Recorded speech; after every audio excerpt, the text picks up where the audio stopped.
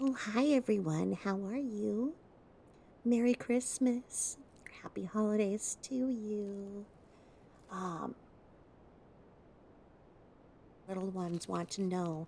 I live close to where Santa is, and I did just see his sleigh go by right near the moon and the star. So if you want to tell the littles that, Tabitha Jane lives up there where Santa is, and she just saw him, and he's got a lot of stuff in his sleigh. So much snow, so Rudolph is doing the best he can with his red nose, and every good girl and good boy is going to get a present tonight. So, on the way, I saw it. So, how are we? Are we all getting together with family and whatnot? Our family unit is pretty small, close knit.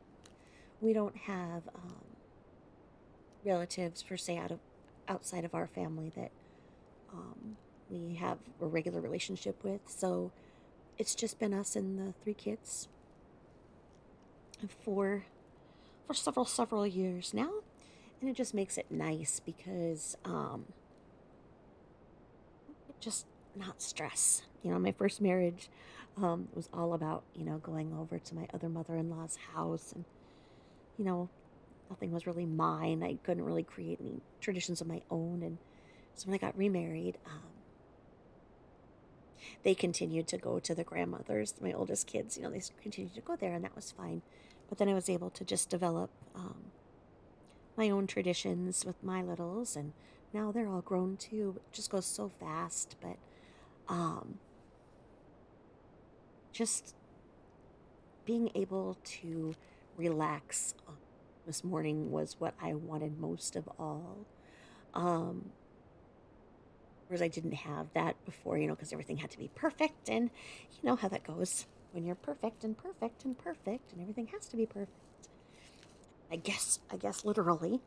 I was just telling a friend, I guess that I really was pretty much an SW about my house, but I didn't lock. I didn't lock the kids up, so they made all the messes, and I had to clean them up. I'm still cleaning them up. And I was just telling my friend that I'm being kind of a dum dum because the laundry was starting to pile up, so I did a couple of loads of laundry yesterday and had a lot of pain in my shoulder when I was trying to sleep. And then I went out for the first time today, so 8 full days after my surgery. Um, and I'm doing most things on my own. I still can't get my ponytail right on my hair. I had to have my husband help me with my bra and help me get my shirt on, and pull up my pants and pull up my boots. So I guess really I couldn't do too much. But I mean, I felt like I was, getting out there, me and a trooper, and we went out to lunch. And like I say, guys, I'm so right handed. And I've got, my mofo splint. And so, I can't use my right arm for anything. And so trying to eat with my left hand, I was just making such a mess. I got frustrated, embarrassed, and just, had it bagged up to take home where I could go home in the comfort of my own bed and lay down and be a big slob with my food trying to eat with my left hand. So, um, I got a boo boo though, because not my boo boo here. I got boo boo to sleep. I put him to sleep on the floor next to me with a big woolly blanket. And so now he's letting me record. I'll put a picture of him up on Instagram or the community page so you guys can see what I had to do. And you'll see my office chair right next to him and how I had to put some covers on him and get him all put to sleep before I could start talking to myself here. But it was really cold, so we were all running in the house, and two kids, ran in front of me. They didn't know I was right behind, so they shut the door. So I was like, "Oh, I have to open the door," and I had something in their hands. I had to open the door, and I got in, and I had my Uggs on, so those aren't the best, and for feeling around, they're kind of clumpy. So I didn't feel that they had came in and taken off their shoes like right there in front of me. So I totally tripped on my Uggs, and I was going all the way down. I was going to fall all the way down. I was twisting and going. And so I went to stop myself from going all the way down. And in so doing, in the spiral, I flung myself onto the wall and I smacked my hurt shoulder. And I felt crunching. So I can't see anything on the outside. The outside stitches look really good, and they've got steri strips over the stitches. So it looks really good, but it's just really hot and weird now and hurt for quite a while. So I hope I didn't undo something on the inside stitches, but we'll just have to see. I put ice on it for a while. Now it's better. I'm back to just needing, I'm doing good, but just Tylenol. Um, oh, I want to go to like an old Gothic Catholic church next year on Christmas Eve. I remember going to Christmas Eve midnight mass as a kid. When I grew up, I was baptized Catholic, and then went to Episcopalian church when we moved into the new town, and I was an acolyte, so I'd have to sit up there right behind Father Hugh, and I'd have to be there for midnight mass, and I don't know, just something about that feeling of just, it's dark and it's something different, and people are excited and happy and kind, and I just wish I could have bottled that up. So I'm going to try and seek that out again. I don't belong to a local church. It's really weird in that where we live, all of the churches have so much fighting between the parishioners back and forth that many of them go out of town for church and stuff. And so it just never really made me feel like any of them would make me feel comfortable. So, like I say, next year I'm going to be at midnight mass on Christmas Eve. I'm going to make that happen. And so I hope you guys did, because I think that's just where it all should start, But we page. Let me see here. Let's see here.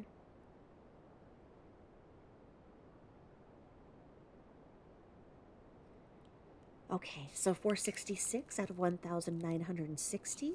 And we're on Discovery page 527 is where we stopped last night. We stopped with the Addie Maloney. And I've got to tell you guys, I'm still really, really disturbed at the way that it was described that Shanann was buried.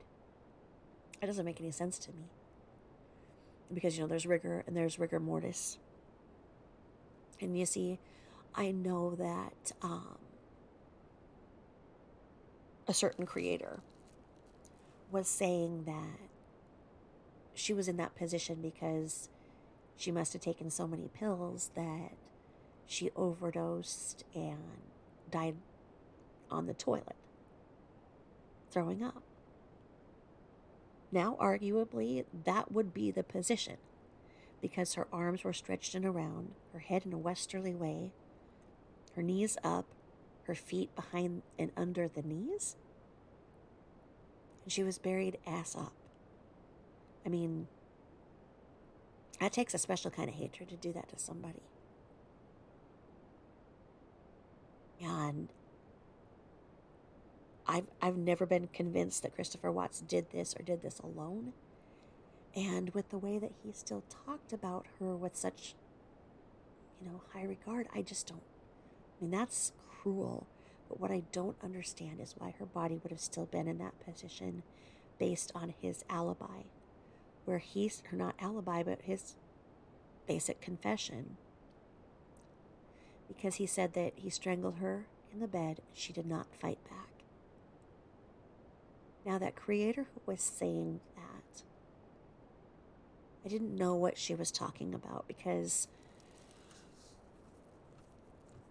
as I found out, that creator has made many salacious uh,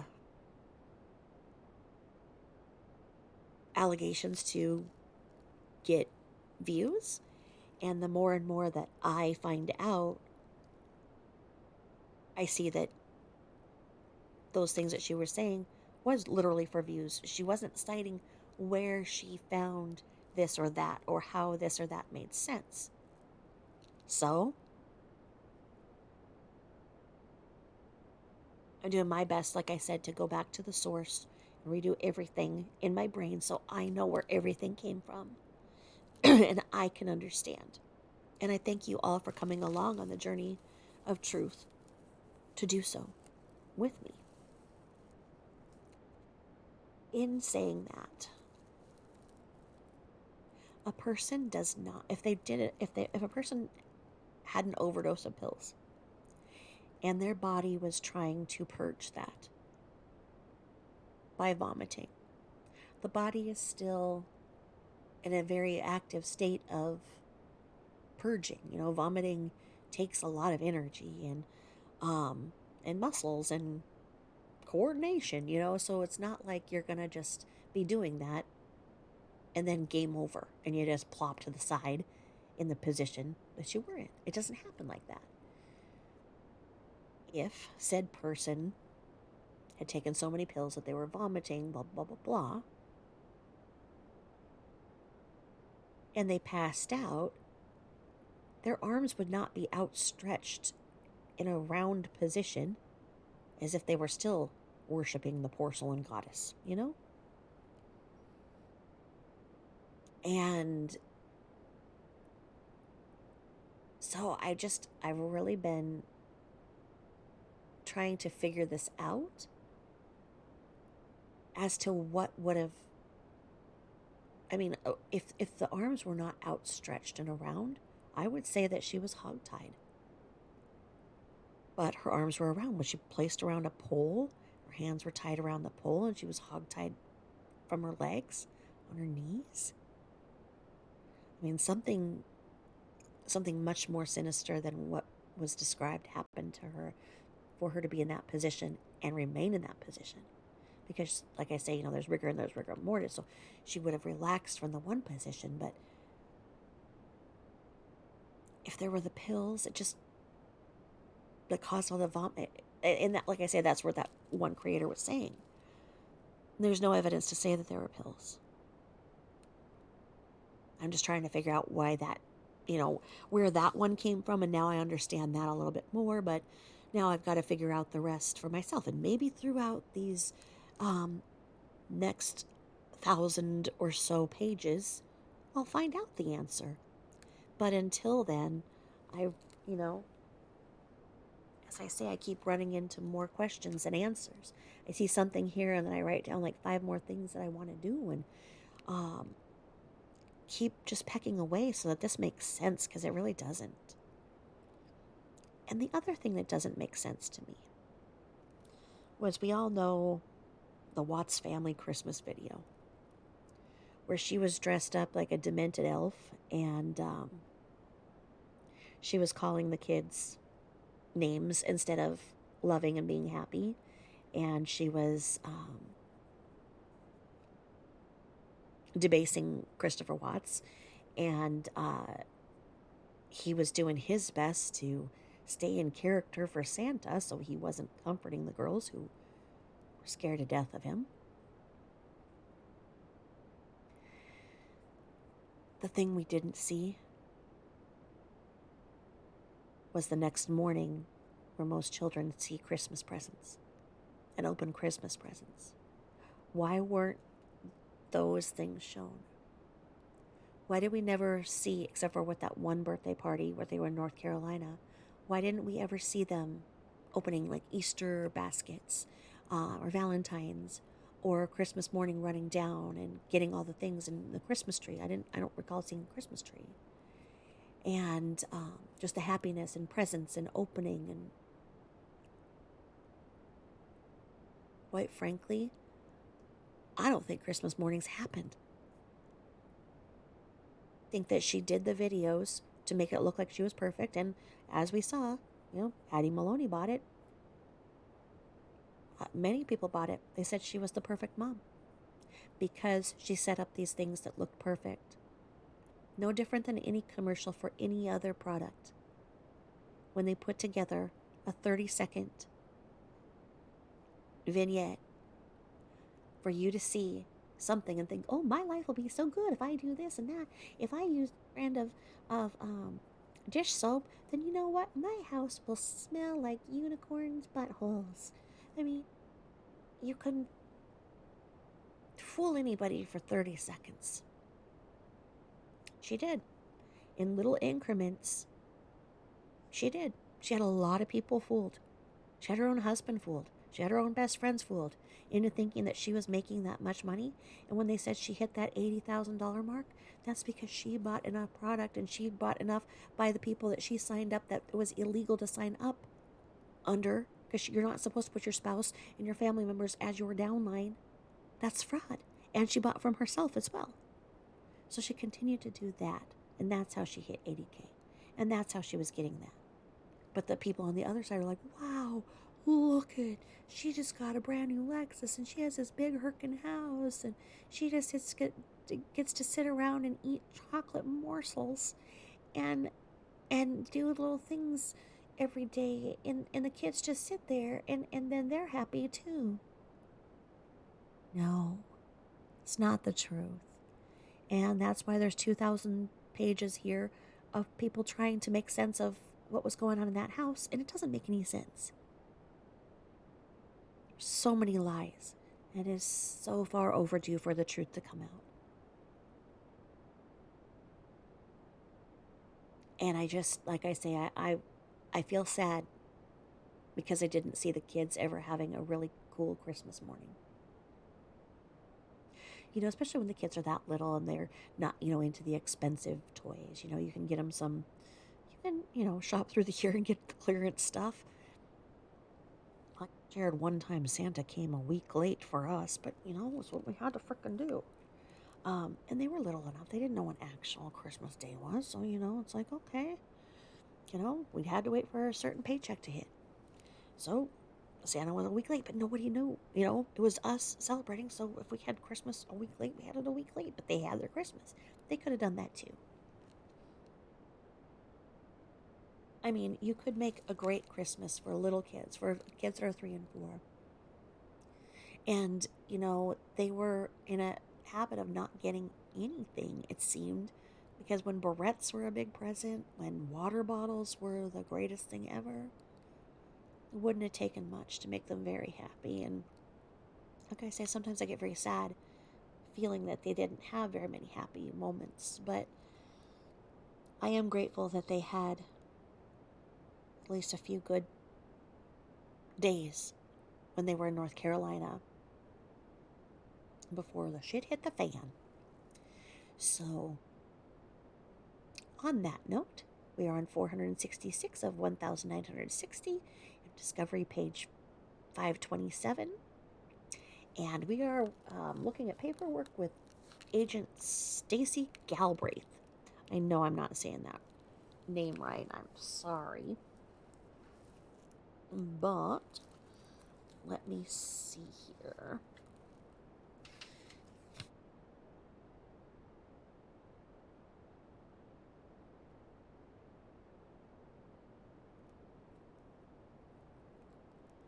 Let's see. Okay.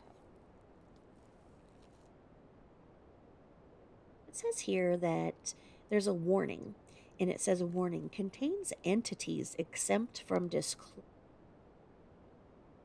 And the report date is 8/21/2018, and it's from the Colorado Bureau of Investigation, and it's an investigative supplement. Okay, and it says it's the initial response and interview with McKenna Lindstrom, 8/14 of 2018, and the source reliability says unknown.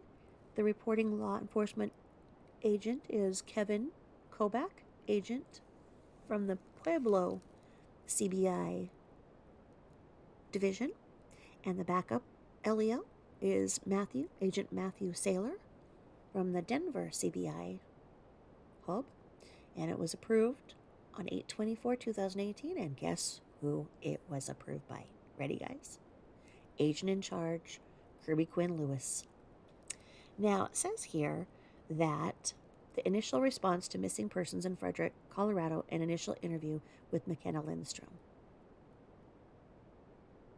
So it says subject number 1, witness number 1 is Jennifer Lindstrom. And it says, you guys ready? She's a person, not a juvenile, a 37-year-old white female. Subject number 2 is McKenna Lindstrom. And she's a 15-year-old white female, and yes, indeed, a juvenile, and also a person. Now it says exempt from disclosure, yes, and that is not listed above for, I think, her mom. So it must mean that because she's a minor, this was supposed to be redacted. And so the synopsis is an interview with McKenna Lindstrom. The action taken was, on August 14th, 2018, I, Colorado Bureau of Investigation, CBI agent Kevin Kobach,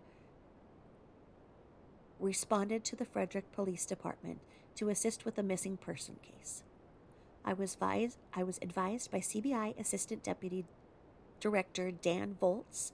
Shanann Watts and her 2 daughters, Bella and Celeste, went missing on Monday, August 13th, 2018, from their home at 2825 Saratoga Trail, Frederick, Colorado. Yes, that was all one sentence. Grammar was not their friend. A friend of Shanann stopped by the home on August 13, 2018, and could not locate Shanann or her children. The friend also knew that Shanann was approximately 15 weeks pregnant and had missed a medical appointment on August 13, 2018 at 10 a.m. Shanann's only vehicle, a white Lexus, was reportedly found inside the garage of her home.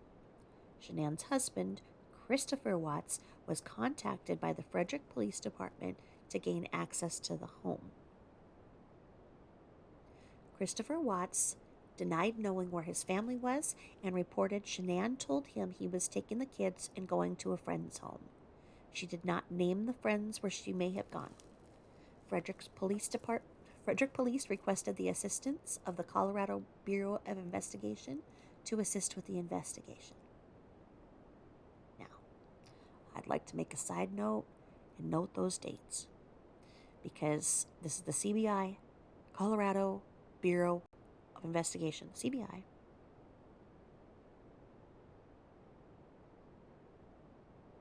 Hold on. Colorado Bureau of Investigation, CBI. And they're doing these interviews the very next day. And so when Shanann's mom called and was throwing a fit because no one had called her within the hour that she commanded them to call, and said that she, basically, I told the FBI, well, I called the FBI because you wouldn't, you know what, they already had the CBI on this. They had multiple agencies on this and whatever. And I mean, and that's very unusual for a missing person who has not even been a missing person for long enough to be a missing person. But need Mama Roo tell him what to do, as you can see.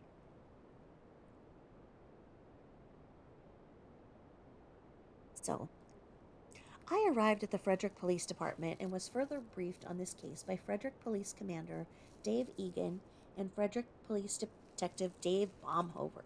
Oh, here he is again. During the briefing, it was noted that Christopher had reported that he went to a Colorado Rockies baseball game on Saturday night. Christopher reportedly hired a babysitter, McKenna Lindstrom, for his daughters that evening. McKenna is the 17-year-old daughter of Jeremy Lindstrom, who was a friend of Christopher.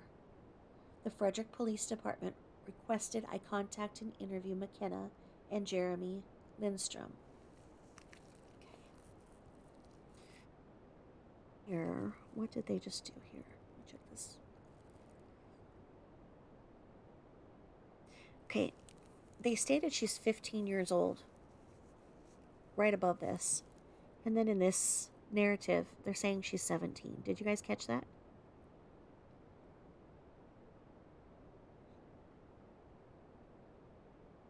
Wait a minute.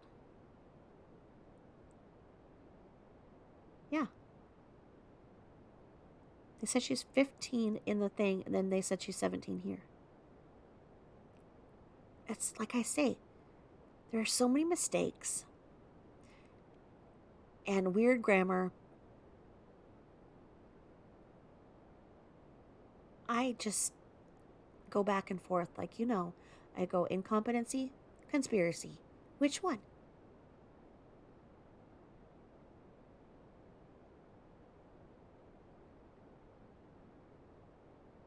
On August 14th, I left a message from McKenna. I left a message. This is so weird because this is even backwards to write this.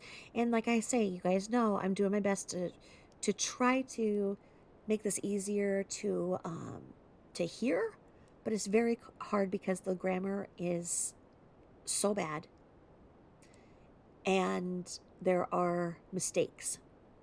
So here I go. On August 14th, 2018, I left a message from McKenna Lindstrom at redacted at approximately 16:22 hours. That's 4:22 p.m. for us. A short time later, McKenna called me back and agreed to speak with me. As McKenna was 17 years old, I requested to speak with her father, Jeremy, and he also agreed to let me speak with McKenna. On August 14th, 2018, CBI agent Matt Saylor and I went to the Lindstrom residence in Erie, Colorado. There I spoke with McKenna. My interview with McKenna was audio recorded and is attached to this report. Due to an audio recording failure, approximately 5 minutes of the end of my interview with McKenna was not recorded. The remainder of the interview was recorded and should be referenced for an exact account of the interview. The following is a summary of my interview with McKenna. McKenna stated the following. Jeremy is my dad and is friends with Christopher and Shanann Watts. All three previously worked at Longmont Ford. Chris was a mechanic, Jeremy worked in sales, and Shanann worked in sales.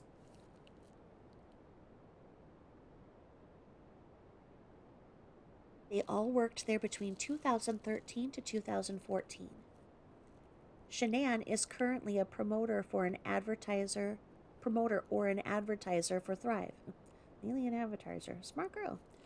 Chris contacted Jeremy on Friday, August 10th, 2018, and asked if I would be available to babysit his daughters on Saturday evening.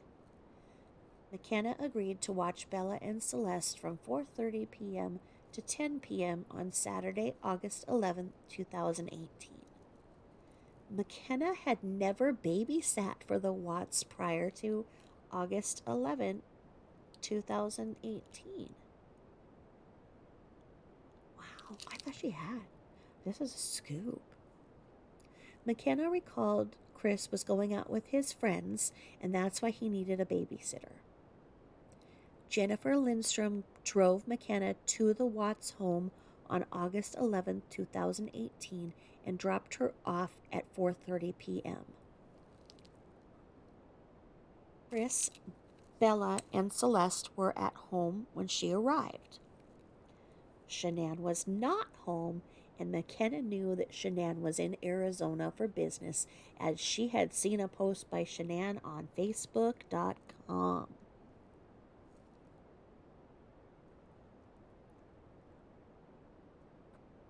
with McKenna, ordered a pizza from Papa John's, gave the girls their medicine.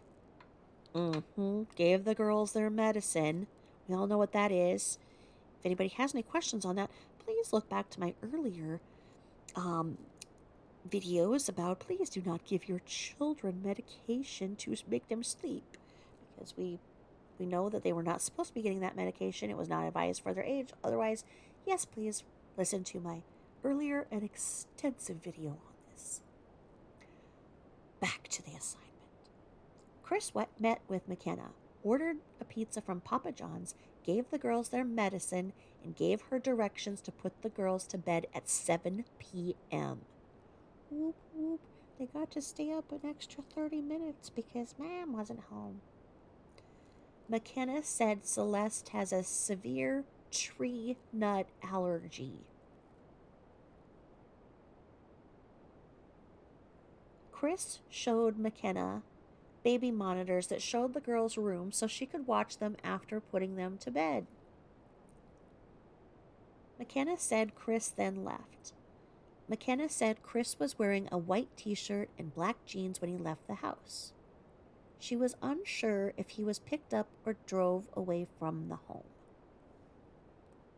While at the home, Shanann texted McKenna to check on her daughters. McKenna recalled the girls were wearing nightgowns in parentheses. She could not recall which one was wearing which, but she stated one was wearing a gown with blue starts. Yeah, not stars, starts. And hearts, and the other a peach color with stars. McKenna said Shanann posted a picture of Celeste on her Facebook.com account that evening at approximately 10:33 p.m. Celeste was wearing a peach-colored top. McKenna showed me the posting, and I took a photo of what Shanann posted.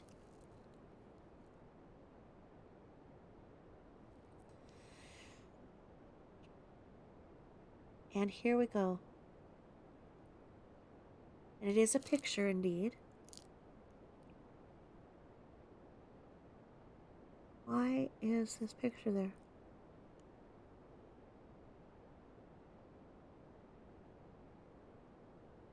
Huh. Indeed, it is a picture. And it is of Celeste, and she's looking at like a coloring book.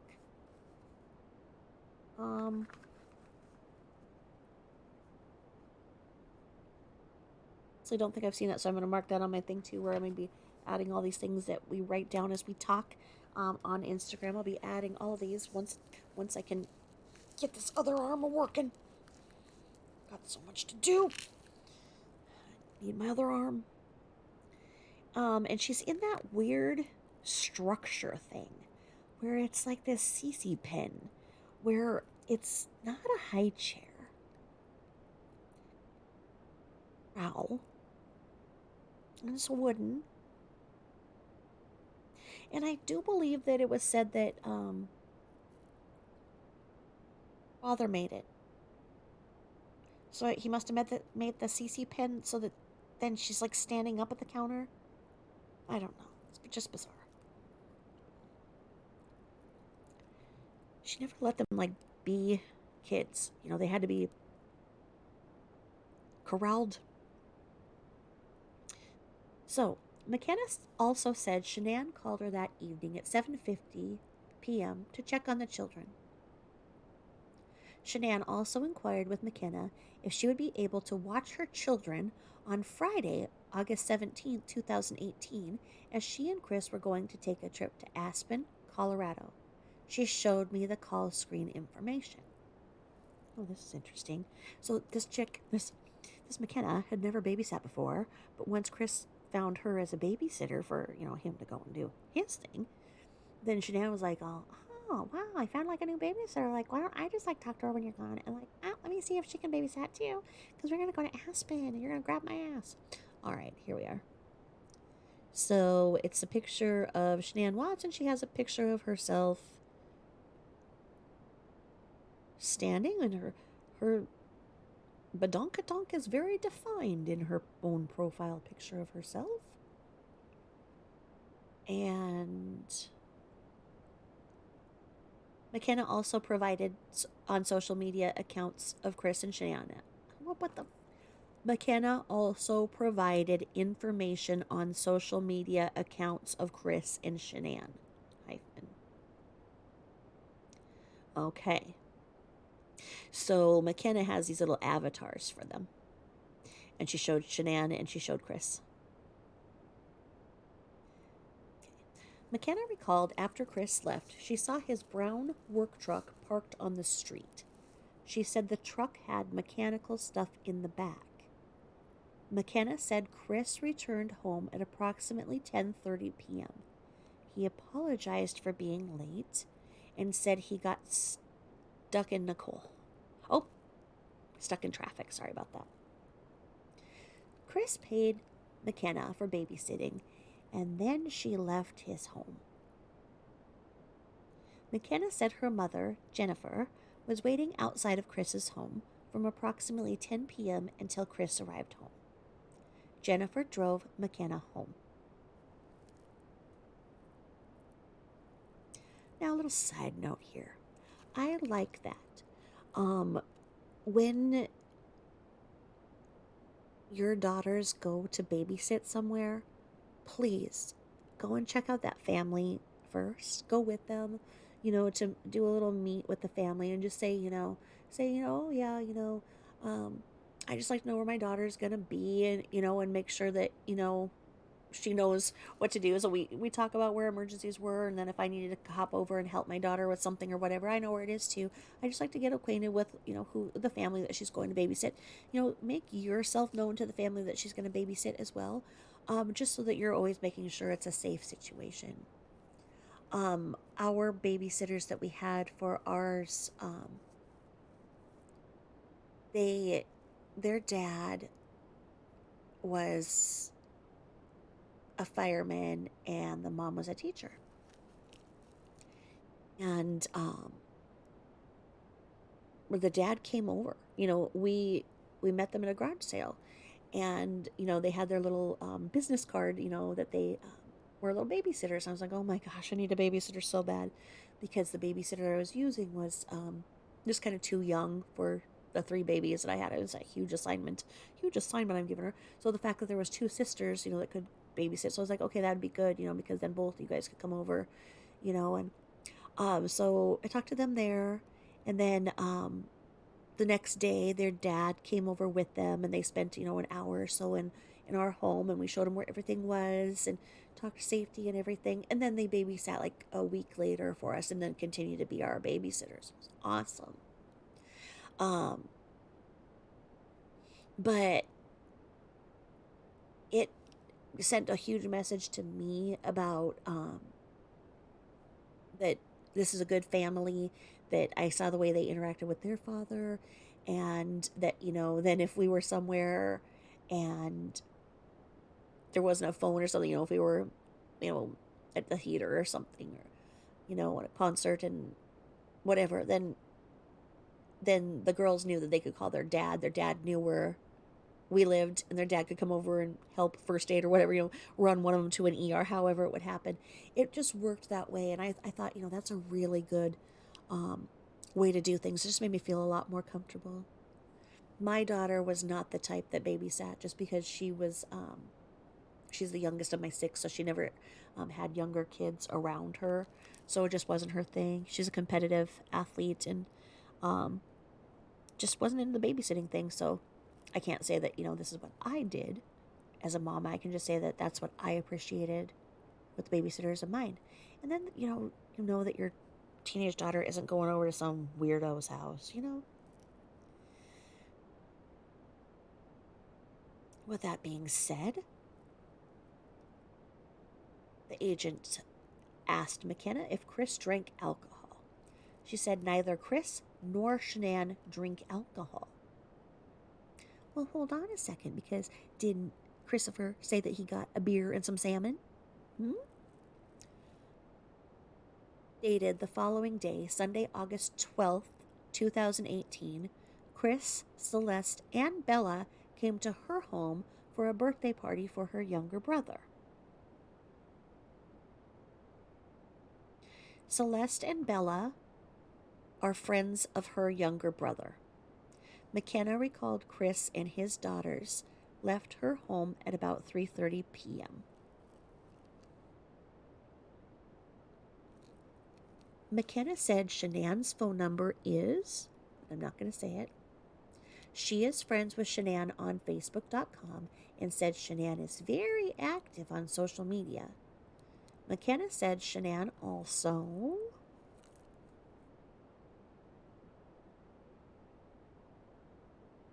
uses Instagram under the name Shanann Watts. McKenna did not know any other social media sites for Chris Watts. McKenna said she was very concerned for Shanann and her daughters and explained that the children are on a very rigid routine. They regularly take medications, and Shanann is very, in quotes, OCD. McKenna said Shanann would not mess with the children's routine. Oh, she wouldn't. That's why Christopher Watts doesn't mind the frickin' prison guards, because he was already accustomed to that kind of living. McKenna said Bella and Celeste both attend the Primrose Academy in Erie, Colorado. She recalled hearing something about the children not being dropped off at the school. McKenna said she heard her dad, Jeremy, and Chris talking about the school after Shanann and the girls went missing. McKenna said that Shanann was planning a gender reveal party for her child this week. She did not know the exact date, but knew the party was to be at Chris and Shanann's home. While speaking about Shanann being pregnant, McKenna said that Chris had asked Shanann to have another child.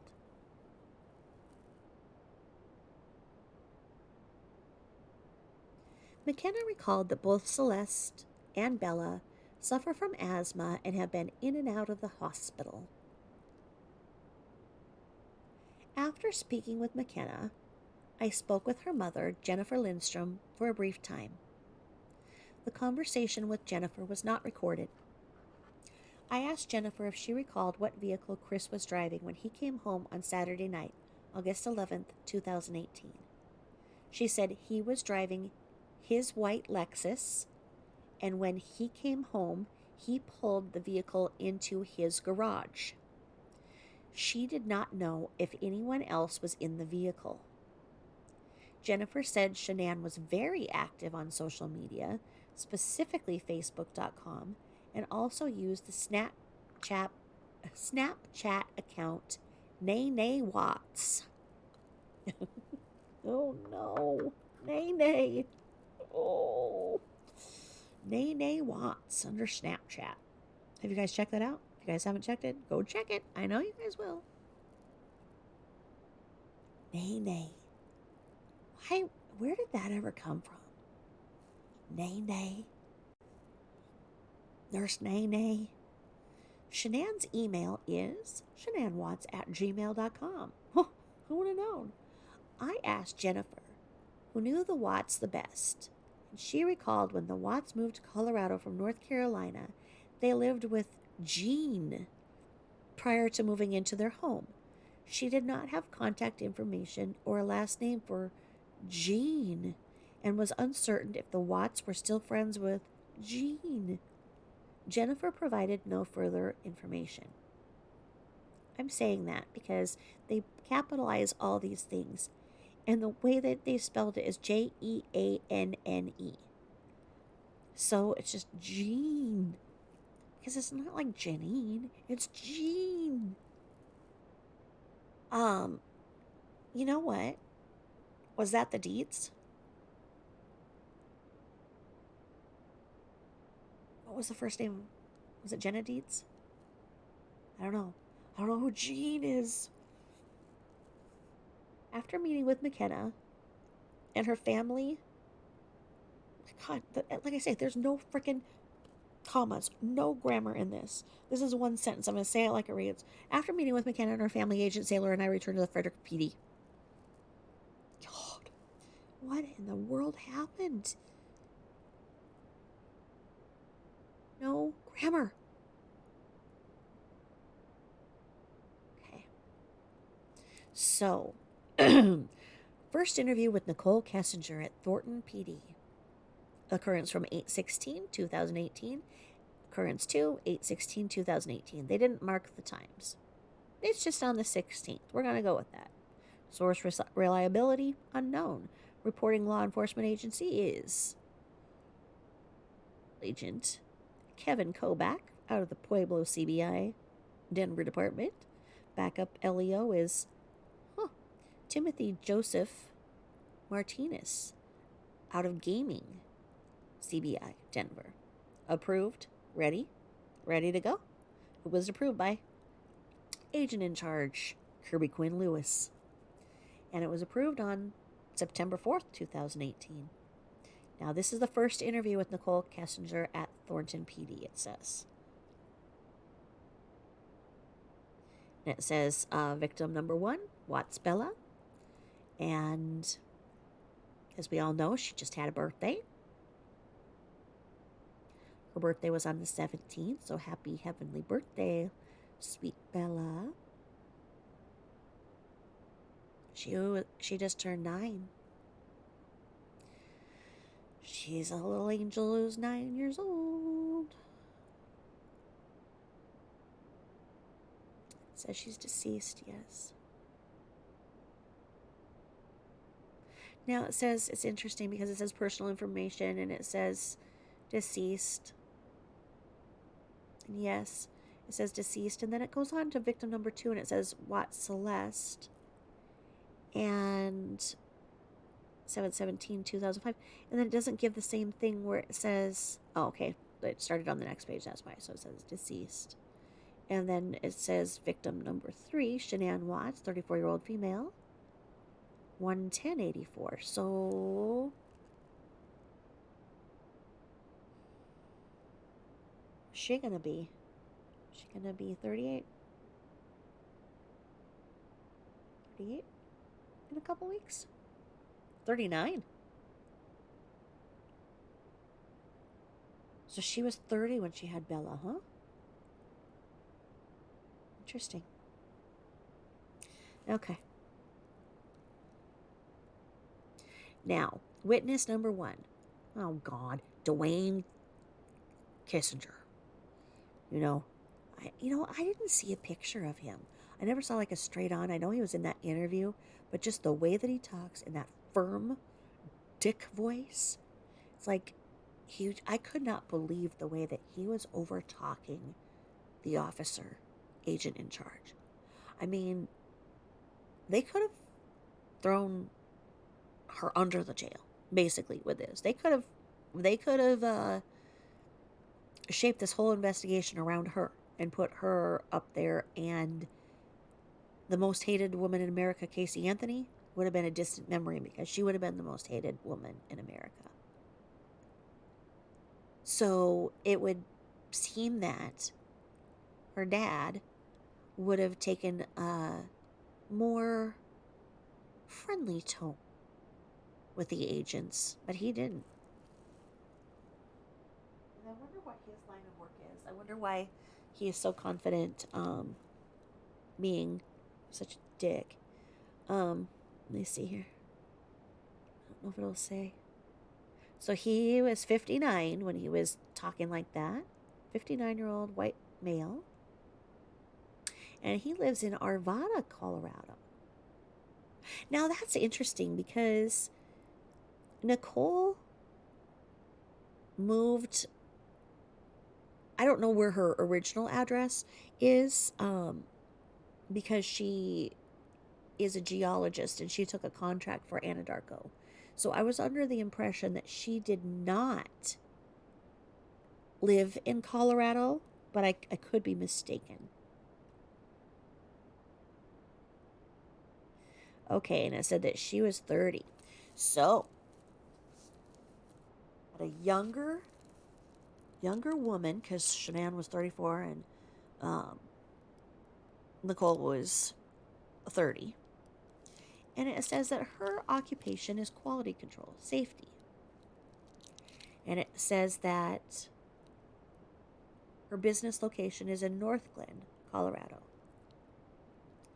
Now, the next person it said is Charlotte Nelson. Charlotte Nelson's a person. Doesn't say the address, or it doesn't say the age of Charlotte Nelson. Now, the next thing it says is there's a handwritten card, and it says it's an evidence of a felony, and it says it's documents on a handwritten card. And it's going to go to the evidence locker, and the status date is 9/4/2018, and it says as property and evidence, and it says evidence of felony documents. This may be where she wrote the thing in handwriting. I don't know. It says, greeting cards in the evidence locker, property and evidence. So Nicole must have given them some of the cards that he gave her. And then it says miscellaneous clothing of Christopher Watts. Evidence of a felony. Clothing, miscellaneous clothing of Christopher Watts, and it's in the evidence locker. And then it says video interview with Nicole Kessinger on August 16th, 2018. It says evidence of a felony, CD and DVD disc. Video interview with Nicole Kessinger on August 16th, 2018. The evidence locker, status date 9/4/2018, and it's submitted to property and evidence. Okay, and then it says here it's a second interview with Nicole Kessinger on 8/17, and it's done by Agent Kevin Kobach of the Pueblo CBI, approved by none other than Kirby Quinn Lewis. And then it says Nicole Lee Kessinger again. Okay.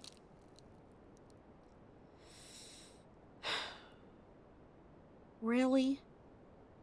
What is Christopher's middle name? Lee?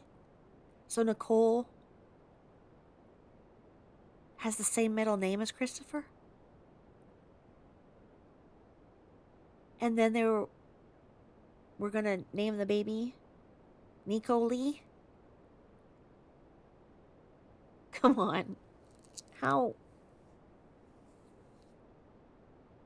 Am I dreaming this up, or is his name Christopher Lee Watts? So Nicole Lee Kessinger.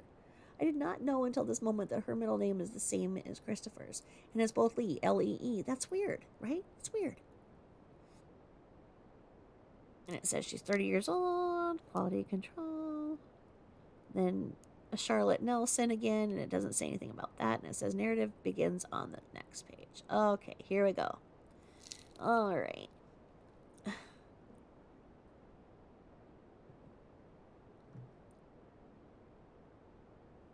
Come on, what? I'm serious. Weren't they going to name the baby Nico Lee? So like Nicolee for boy. And Nicole Lee Kessinger, Christopher Lee Watts. Oh my dad. All right.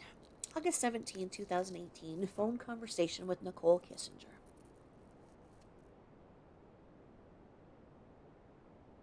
As her name is spelled Nichol. So it's not like we think. Unless they misspelled it here. Because I've seen it spelled a few different ways, but they have it Nichol here.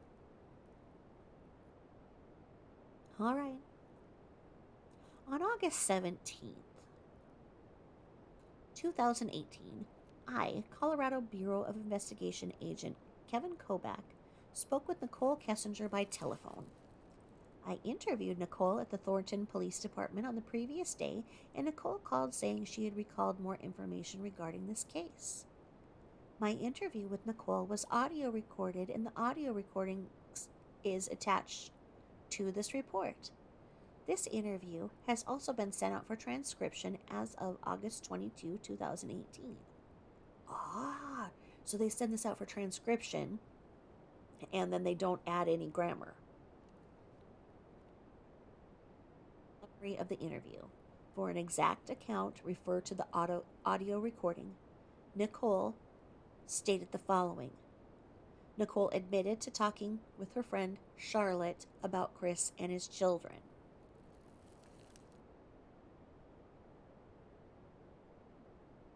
Nicole recalled on August 13th, 2018, she and Chris FaceTimed. During the video call, Chris was laying on a mattress that did not have sheets on it. Chris said he was cleaning his home and trying to keep busy to keep his mind off of things. Nicole inquired why the bed in the video did not have sheets on it, and Chris told her he had washed the sheets. Chris was quiet during this video call and did not say much. Nicole said Chris was fixated on her and was staring at her during the video call. Who else are you supposed to stare at during the video call? I mean, come on, you're supposed to be like, could you move so I can see the tree outside? Of course you're gonna. That doesn't make any sense. I don't find that unusual.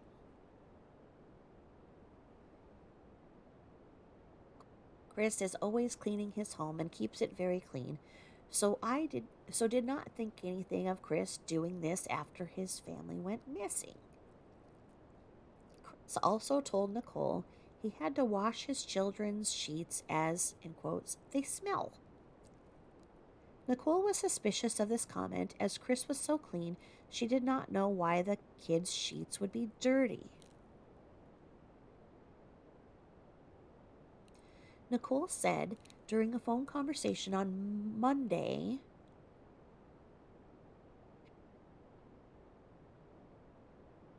this is an error because Monday was the 13th. So I'm going to go with it, but this is what it says.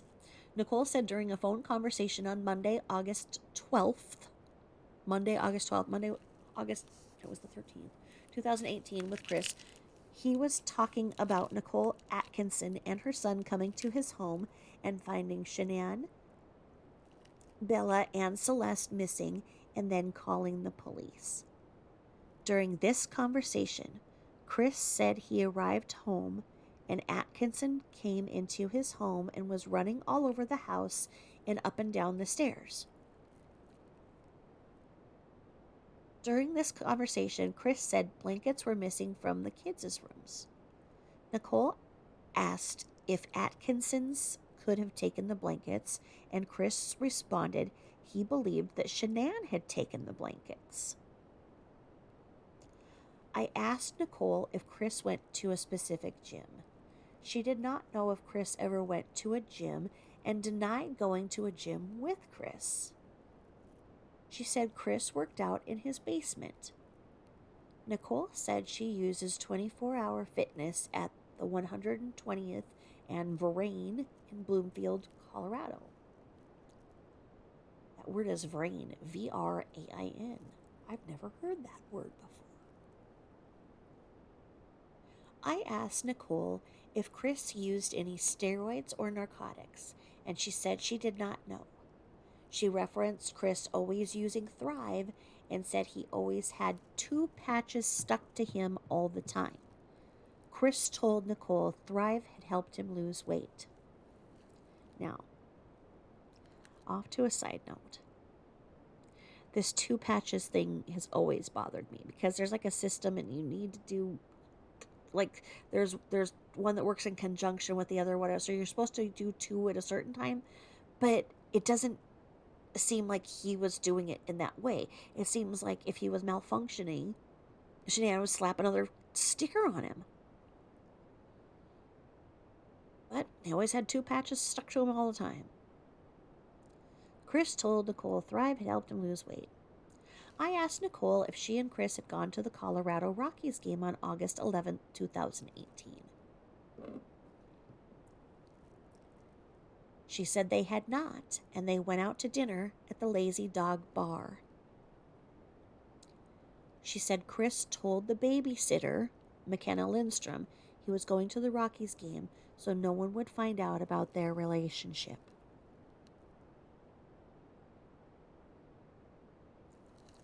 After my conversation with Nicole, she requested assistance dealing with the trauma from this case. Okay.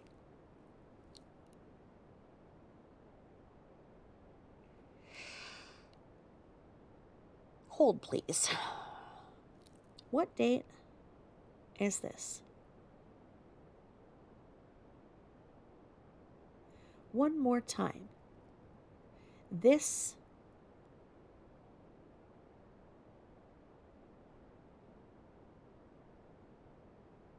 okay. So the 17th.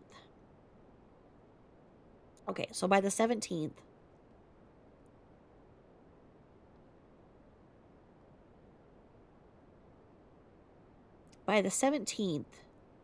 she felt that she was so traumatized that she needed victim services. This is that um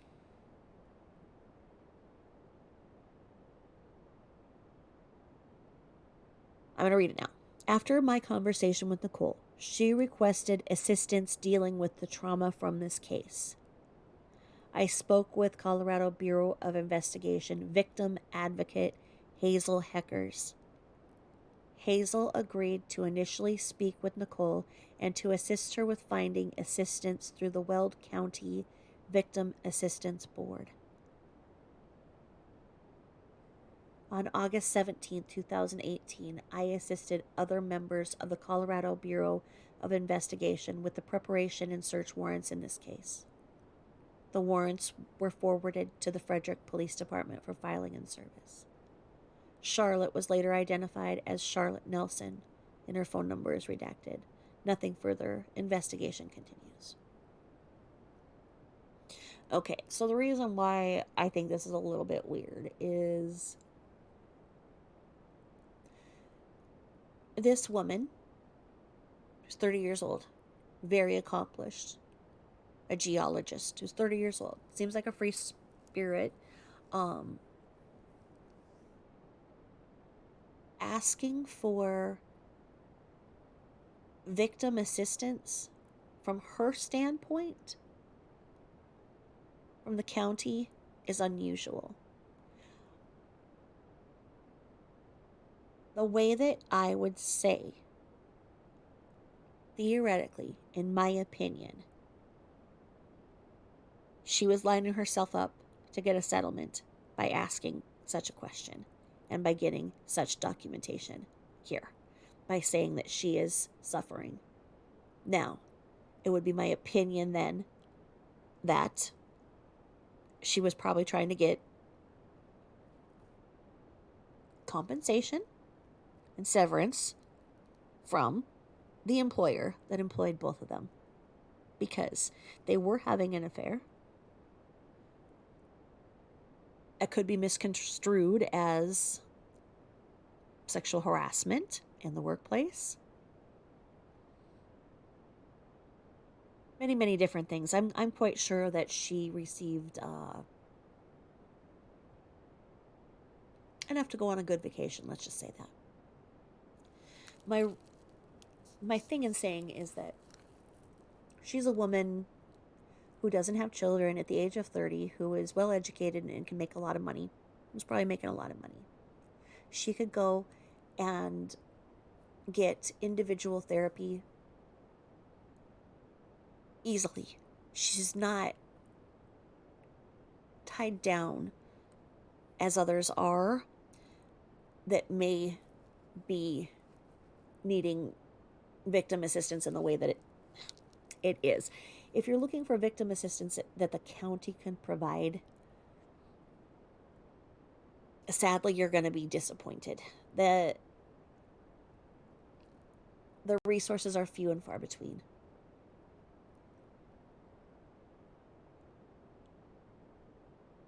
At some point, I will explain a lot to you guys, but as I am a victim of a high-profile crime,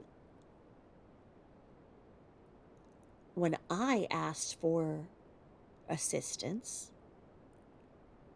the resources given to me were not great.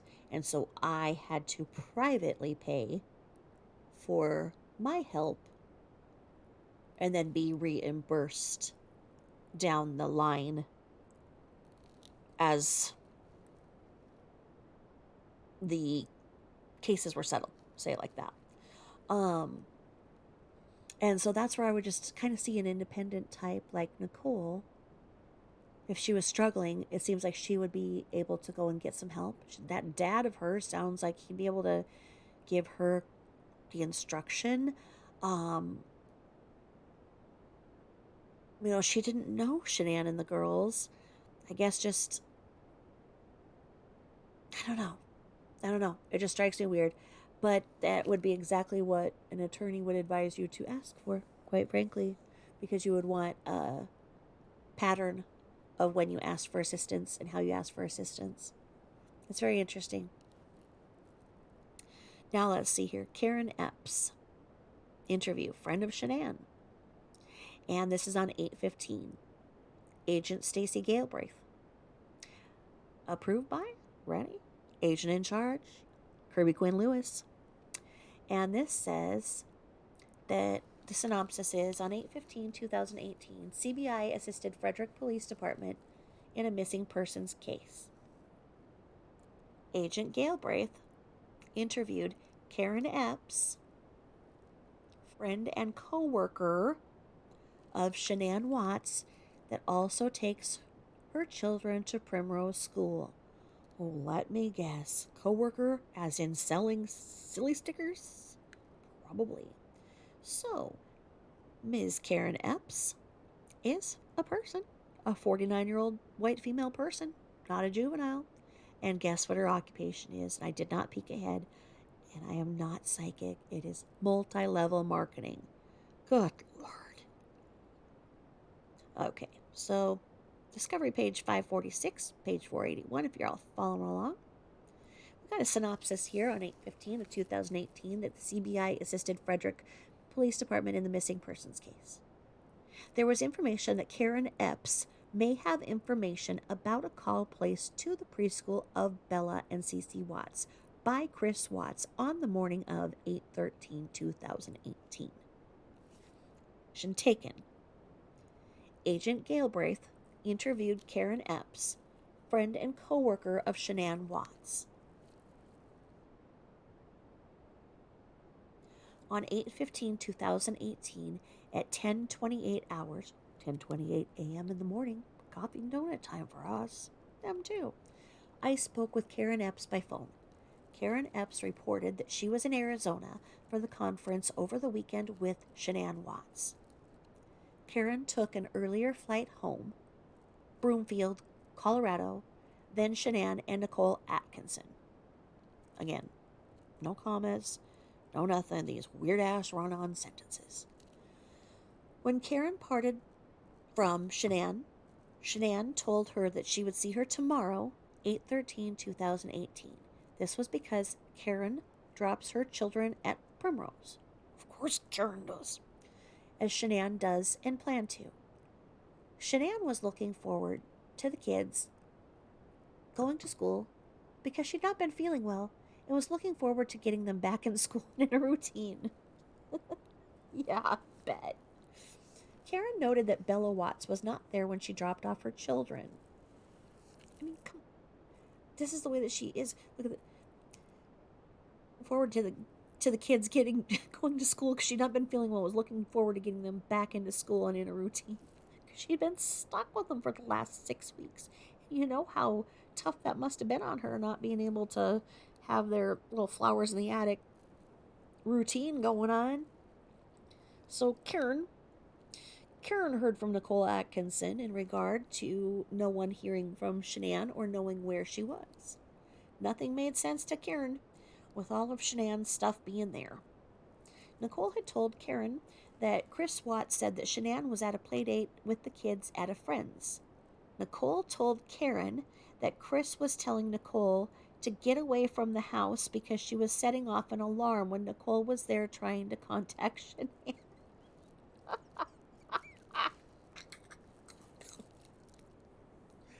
Oh, oh my God. I've never heard this. Have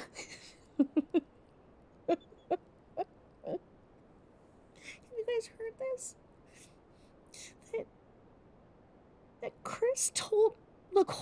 get away from the house because she's setting off the alarm. I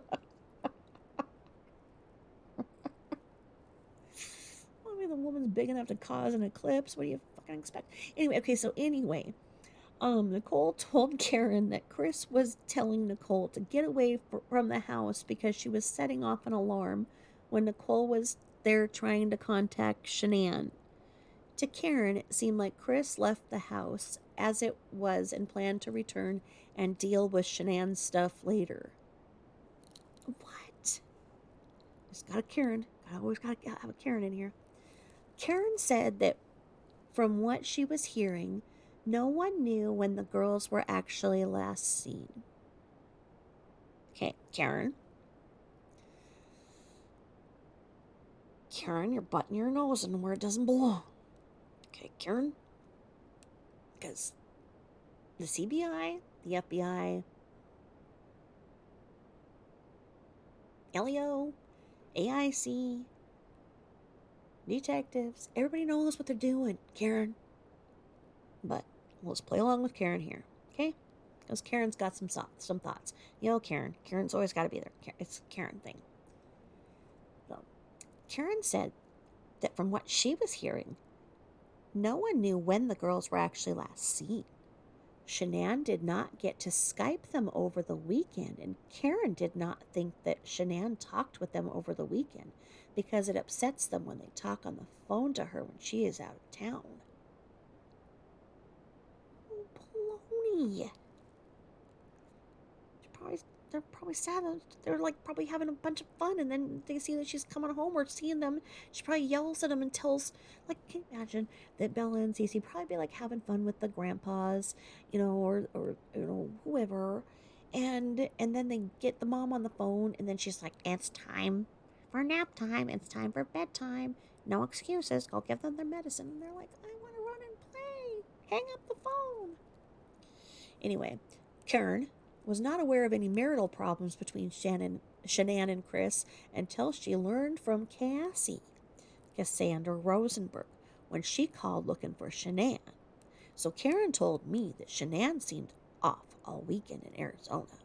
So Cassie, Nicole, and Shanann shared a room in Arizona, and Shanann had confided in them, of course.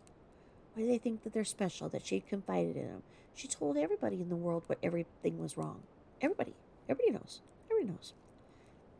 Karen thought it was weird that Shanann had gone to North Carolina for 6 weeks, as Karen thought that was a long time. Okay, Karen. Shanann said it was to see family and build her business. Shanann never said anything about Chris. There were no red flags to Karen. She believed Chris was quiet, good with the kids, and there was no anger ever expressed. Well, see, Karen's got the 411 here.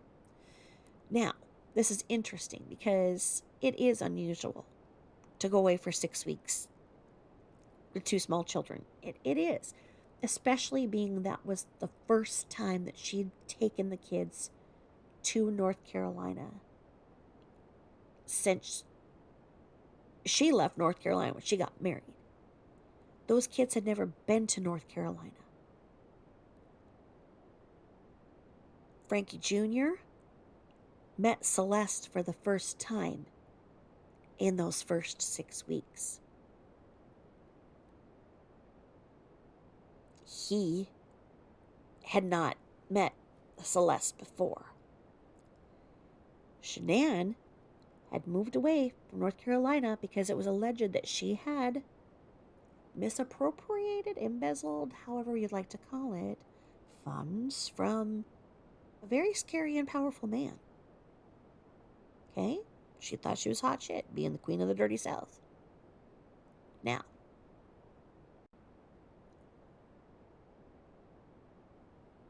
she didn't get along with her parents as a teenager. She left when she was 18. Got married, didn't talk to her parents then. Then she kind of formed a little bit more of a relationship after she got divorced and whatnot. But her parents and her were not close. Her parents came out of necessity to help with the kids. Shanann was not like that interwoven with them. To hear it from Mama Rue, You'd think that Shanann and her were enmeshed. They weren't. They had a very sensitive relationship, as anybody did around her, because once they got close to her, they saw that she did some things that were not very nice to the girls, and nobody could be a part of it if they weren't going along with it. If they weren't going along with it, she didn't want them in their life. So people either just like butted out, just like, okay, I see what you're doing, I don't like it, or they confronted her, and then they were cut out of her life, as what happened with Chris's parents. So, as the world turns, according to Karen. All right. Oh, here we go. Karen's got some more of a scoop. Karen said that Shanann got pregnant because Chris wanted another baby. Okay. I'm going to go off about this too. You do not blame a man for making you pregnant. She had that whole get up that she couldn't get pregnant because of her lupus, making everybody think that she's infertile and blah, blah, blah. She was wearing condoms as a married woman. Well, she probably wasn't wearing the condoms. He probably was over his traffic cone, but So she had no problem conceiving. She was pregnant for at least a third time in under 4 years. That's not somebody who is having infertility. It was just another lie of hers. And to sit there and blame a man and say, well, you said you wanted another one. You got me pregnant. You need to treat me better. You need to take care of it. You said you wanted this baby. You need to take care of that baby. That's just so immature and so just wrong. It's just wrong. When you are a 34-year-old woman pregnant with your third child, you both made that decision. You can't blame your husband. And as I've said, she was actually only 11 weeks pregnant. The measurements on the skeletal feet show as an 11-week-old fetus, the crown to rump measurement, etc., etc. Please refer to my other videos. And while I'm here, like and subscribe.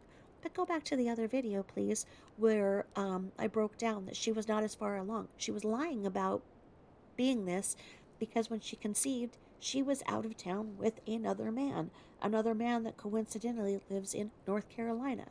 So when she said that she was going to North Carolina to see family and build her business, it's because she had no intention of coming back from Colorado. She went to tell the man that she was impregnated by the other one, that she was leaving Chris and they're together at her own mother's salon where her mother worked. They were interviewed by WRAL News, and those co-workers spoke in common knowledge that Shanann had left her husband. They were separating, and she is pregnant with their third child. It was not a secret that she had separated. So just reading this thing, lies. Anyway, I'm gonna calm down. Can't Watts out like this. A member of Watts Island, I'm gonna have to go take a little swim. Settle myself down. Okay? Let me see here. I hate this. I just hate this sentence. Karen said that Shanann got pregnant because Chris wanted another baby. For 30 and 40-year-old women to sit around and talk like that while it's her third baby and not intervene and be like, what the hell are you talking about? It's just a terrible way for a married woman to be talking with other married women, saying that she got pregnant because he wanted another baby. And so she doesn't want this baby, so she's not going to eat. She's not going to do this. And he's not grabbing her ass, and he needs to grab her ass. Oh, God, woman. Okay, anyway. Bella was an easy baby, and Cece was a handful. Okay. Another thing. Do not assign this to a child. You do not assign a child that they are a handful. That is a problem with her not properly stimulating these kids in a way that occupied them and got their energy out. It's because they were locked in their rooms for 15 out of 24 hours every day. What's it out? Okay, maybe I need a sticker. Maybe I need one of those silly stickers because this is ridiculous. And like I said, of course, Karen has to be calling around, and Karen has a scoop, and Karen has to be saying this. But Karen is repeating stuff like they're playing a game of telephone, and these things are ridiculous to say. So anyway, here it is, in a discovery that Bella was an easy baby and Cece was a handful. That's just real nice. Real nice way to be talking about your own kids, so everybody has that way of talking about. Because then, wherever Cece's at, then it's assumed she's a handful. Like, what did she do that was a handful? Okay, she acted like, in the comments, many of you wonderful friends of mine, and I, have said, Cece behaves like she's feral. Quite honestly, that's because Shanann was not nurturing her and providing her with stimulating games, letting her play outside, climb, swim, jump, play in the dirt. Cece was eating her own turds out of her diaper. Cece was drinking out of the toilet. This is because Shanann restricted her water, and Shanann locked her up for 15 out of 24 hours. As she said, she learned this way of parenting, which I'm not even going to say because I read the books, and the books say the opposite of what she did. So she blamed these books, but these books do not say anything. It was another one of her lies. She started it when Bella was, over a year, because then she said that she was going to start Cece with that way that she said that she learned from the book from day one in the hospital. So we see the result of Bella having a little bit of socialization properly, and both of her parents having their attention on her. And then you see that Cece was never in a position where she was the only child. And she was put in the position she was. Again, please go to Neeks Peaks, Neeks, Peeks. I think that Neeks Peaks does the best at showing exactly what I'm talking about, because Neeks Peaks has the actual videos that Shanann put up, because Shanann was talking about the way that she had her kids trained, sleep trained, food trained, fluid trained, taking their medicine trained. And she was proud of it. So to see these videos and see that it was just straight up wrong. But everybody saw that she had a big house and a new Lexus and everything. So it looks like, hey, she must be doing things right. Well, it wasn't right. It was disgusting.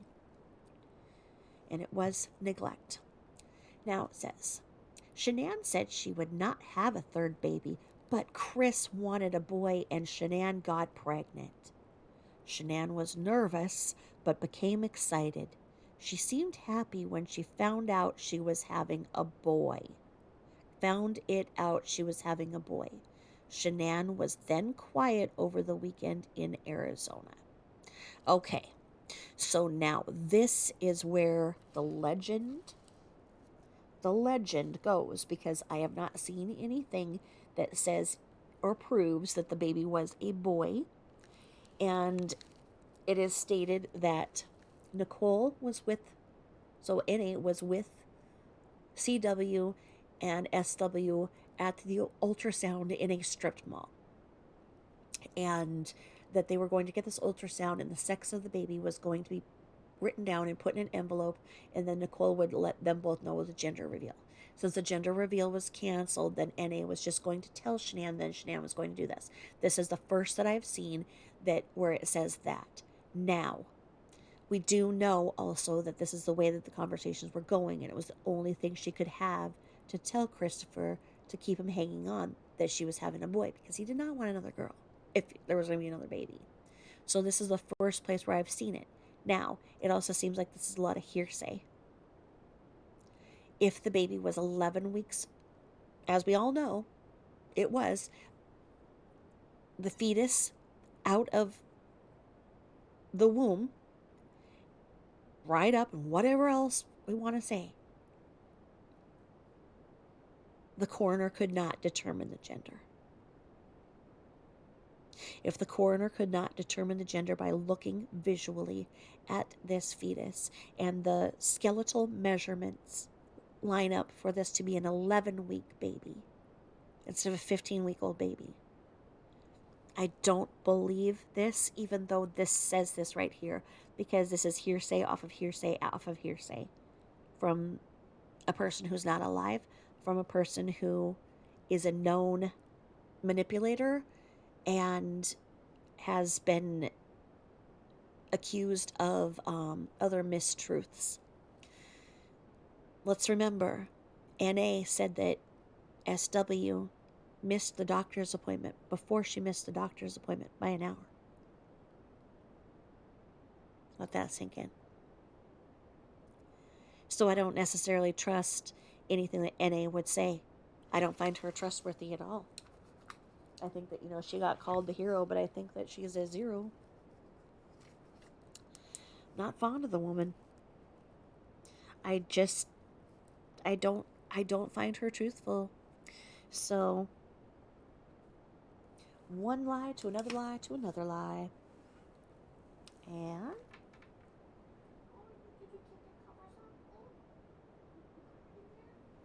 like I said, the cover Boo up with big fluffy blankets.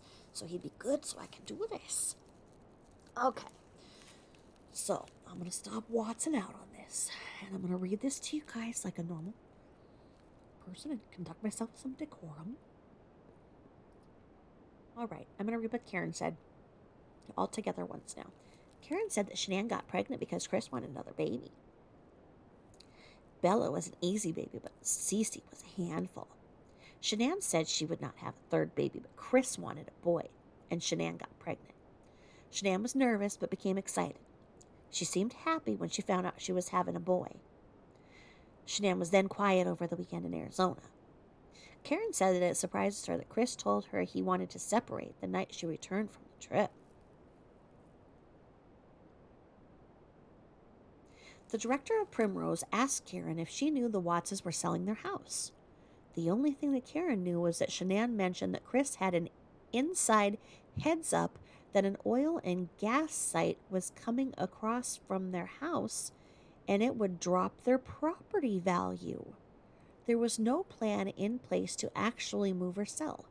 There was nothing impending, but they did not actually finish the conversation on 8/12/2018 in Arizona.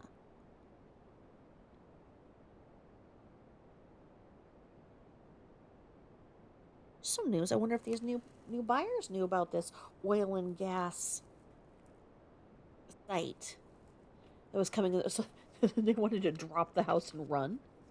But then he was going to find out she had not been making those house payments. Little things like that. And I'm looking to see if that ever came to fruition. So oil and gas site. Because the house is beautiful, and I'm surprised that it did stay vacant for as long as it did. It does have new buyers, and I hope that they had the house blessed. Like I said, I hope they had it blessed before they moved in, just because, to get rid of all of the energy from all the people who came in and out of that home. And I wonder if this oil and gas site ever did move in, and maybe that's why it didn't sell. I've never heard of this. What would an oil and gas site be doing in a subdivision like that? That's interesting. Saw Shanann in the hotel lobby on Arizona on 8/12/2018, and Shanann told her that she would see her tomorrow, 8/13/2018. It was clear that the girls were scheduled to attend Primrose all week. It is the last week that Karen's girls will be there, and Bella and Cece had been gone for 6 weeks. Karen's kids were anxious to get to see Bella and Cece this week, starting 8/13/2018.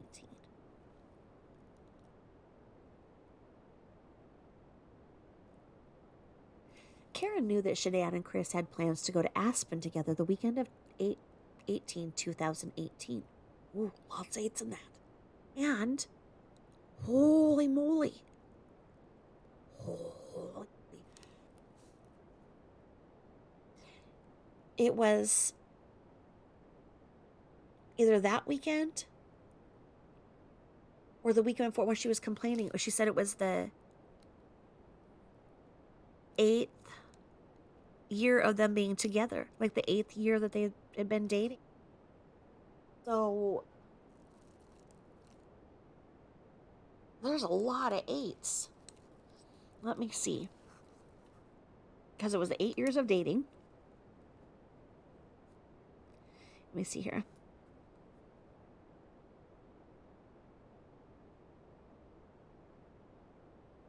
I don't know that she put down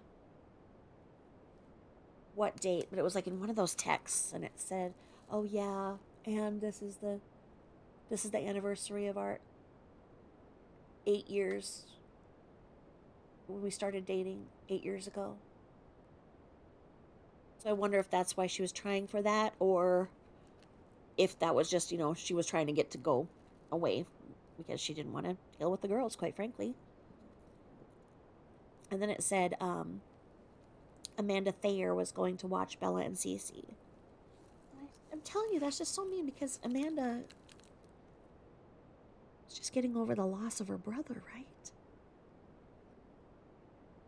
It was determined that Karen Epps did not possess first-hand information about the call Chris placed to the preschool. Bam. Bada bing. This is why these people get paid the big bucks and have a badge. Because I'm going to say this one more time. It was determined that Karen Epps did not possess first-hand information about the call Chris placed to the preschool. She learned of the call from another, and here we go, something that's hard to read because this is parents. She learned of the call from another parents and then called the director to confirm that Chris had called to report kids would not be there and they were selling their house. Interview concluded at 10:50 hours. There are no attachments. So they had a little Karen try and call up and call him up with the scoop, and they were like, okay, now did you hear this? Who did you hear this from? Did you make this call? That's exactly how this went down. So they wrote it down, and then they put it down. She does not possess first-hand information. So it's like, bye-bye. That would have been thrown out of court in a second. It wouldn't have made it. It would have been when they are sitting there going through everything in front of the judge of what can and cannot be heard in the trial, and that would have been in the round file. All right, so here we are, and 21st of August, again, Stacey Galbraith, and the Colorado Bureau of Investigation, investigative supplement. And it says contains entities, it says warning, contains entities exempt from disclosure. And it says the initial response to Frederick PD and its occurrence from 8/14 to 8/15. Oh, Lord, no, it's the Tam burglar. Agent Tammy Lee. Oh, no.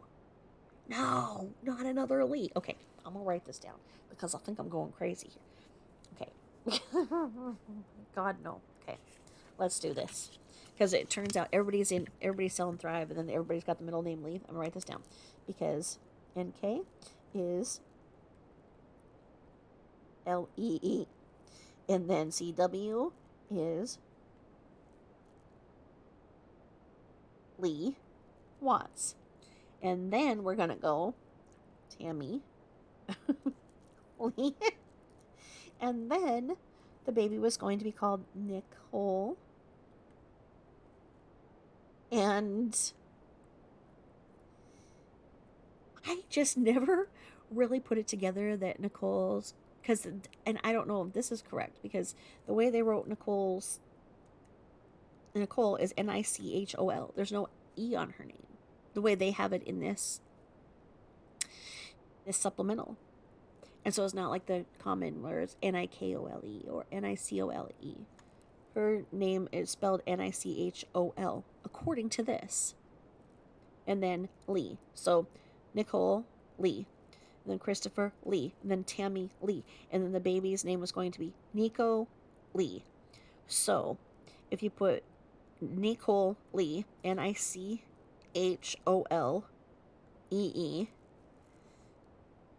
the only two letters missing in baby Nico's name would have, he would have been missing a C and an H.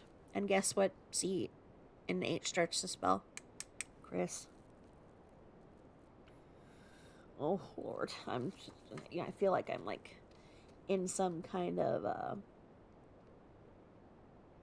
New Orleans dark alley with the carcass of a chicken and a hair of a goat and a bullfrog sitting there stirring it and looking at the numbers and the steam and seeing an N and an L, I mean, and a C and an 8 and an 18. I mean, honestly, all these 8s and all these Lees. And oh my gosh, that is just crazy. Whew. Whoa. Okay. Watson out. Watson out. Agent Tammy Lee of the Denver CBI now travels all around because they say that she's an expert in domestic violence for her work in this case. And I don't see that she's an expert in anything.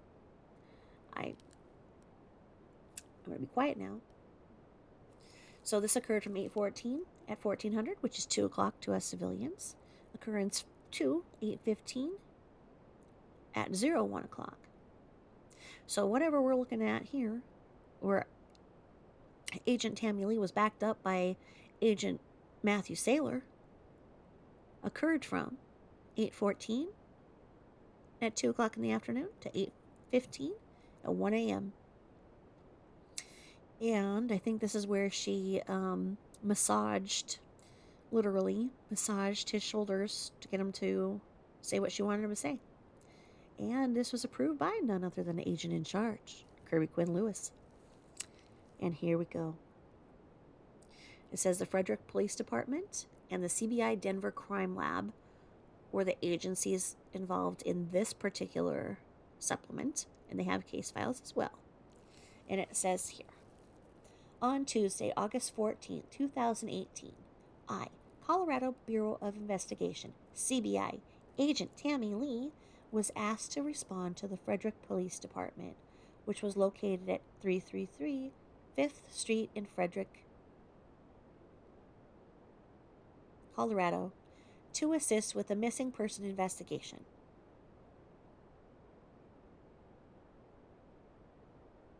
Upon arrival, agents with CBI and FBI were briefed regarding a missing persons investigation involving Shanann, age 34, 11084 is the birth date, Bella, age 4, 12/17/2013, and Celeste, age 3, 7/17/2015, Watts. This report documents my initial response to the police department and information obtained in the investigation. Then, of course, 2825, Saratoga Trail, 80530. Then it goes as the victim, Bella Watts. We got that. And then we're going to go down and Celeste Watts and then Shanann Watts. We got all that. Now, witness number 1, Nicole Atkinson. So this Nicole Atkinson, Utoft, the one who I don't think tells the truth, name is spelled Nickole. So, was Shanann telling Nicole that she loved her so much that she was going to name her baby after her? Her baby boy after her? Because that's what it seems like. There's just too many Nicoles. Okay. Oh, and she's 37. And then Christopher Watts says he's a person. 33, not a juvenile. And then it says Christopher Lee, field coordinator, blah, blah, blah, alias Chris Watts instead of Christopher Lee Watts. Now it says employer number 1, Tony Husky. And Tony Husky is a person, a white male, not a juvenile, and his occupation is regional security manager. And then for our alphabet soup of law enforcement officers, we've got Dave Baumhower. Of course we do. And then we've got David Egan, who's the commander of the Frederick Police Department. And then we've got Todd Norris, who's the chief of the Frederick Police Department. Narrative begins on the following page. Now, there we go. Synopsis. On Tuesday, August 14, 2018, Colorado Bureau of Investigation, CBI agent Tammy Lee, was asked to respond to the Frederick Police Department, which was located at 333 5th Street in Frederick, Colorado, to assist with the missing person investigation. Upon arrival, agents with CBI and FBI were briefed regarding a missing person investigation involving Shanann, Bella, and Celeste. Okay, now, let's talk about that for a second here, folks. She says on Tuesday, August 14th, okay? She said time on the 14th, too. See this?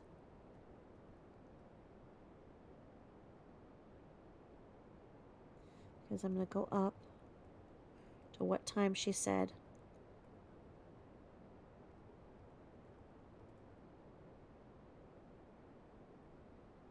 What time did she put? Okay. So on 8/14 at 2 o'clock in the afternoon. So Tuesday at 2 in the afternoon. Okay. Tuesday at 2 in the afternoon. By Tuesday at 2 in the afternoon, they had the FBI, CBI, and multiple surrounding departments. So in less than, so if the officers got their first call at 1 o'clock on Monday that they responded to, where we have proof that Nicole actually called at 9 o'clock 1 hour prior to Shanann missing her appointment. So she hadn't missed the appointment yet that Nicole said she missed. We had the FBI, CBI, and multiple agencies involved in less than 25 hours. And that wasn't good enough for Mama Rue in North Carolina not getting her ass on a plane and coming out. That she was sitting there leaving messages like, well, I just called the FBI because you didn't call me back. You need to call me back. You need to call me back. You need to go call Christopher. You need to go and look at those monitors. I think Christopher did it. Do you think Christopher did it? I think Christopher did it. So she did. Meanwhile, all of these agencies were very, very well apprised of the situation without her trying to command everybody. Master of puppets, as she is. They were able to make their own alphabet soup without her. Can you imagine? Yeah, CBI. Looks like alphabet soup to me. All sitting around with their titles. All right, so this report, and we're still talking to the Hamburglar.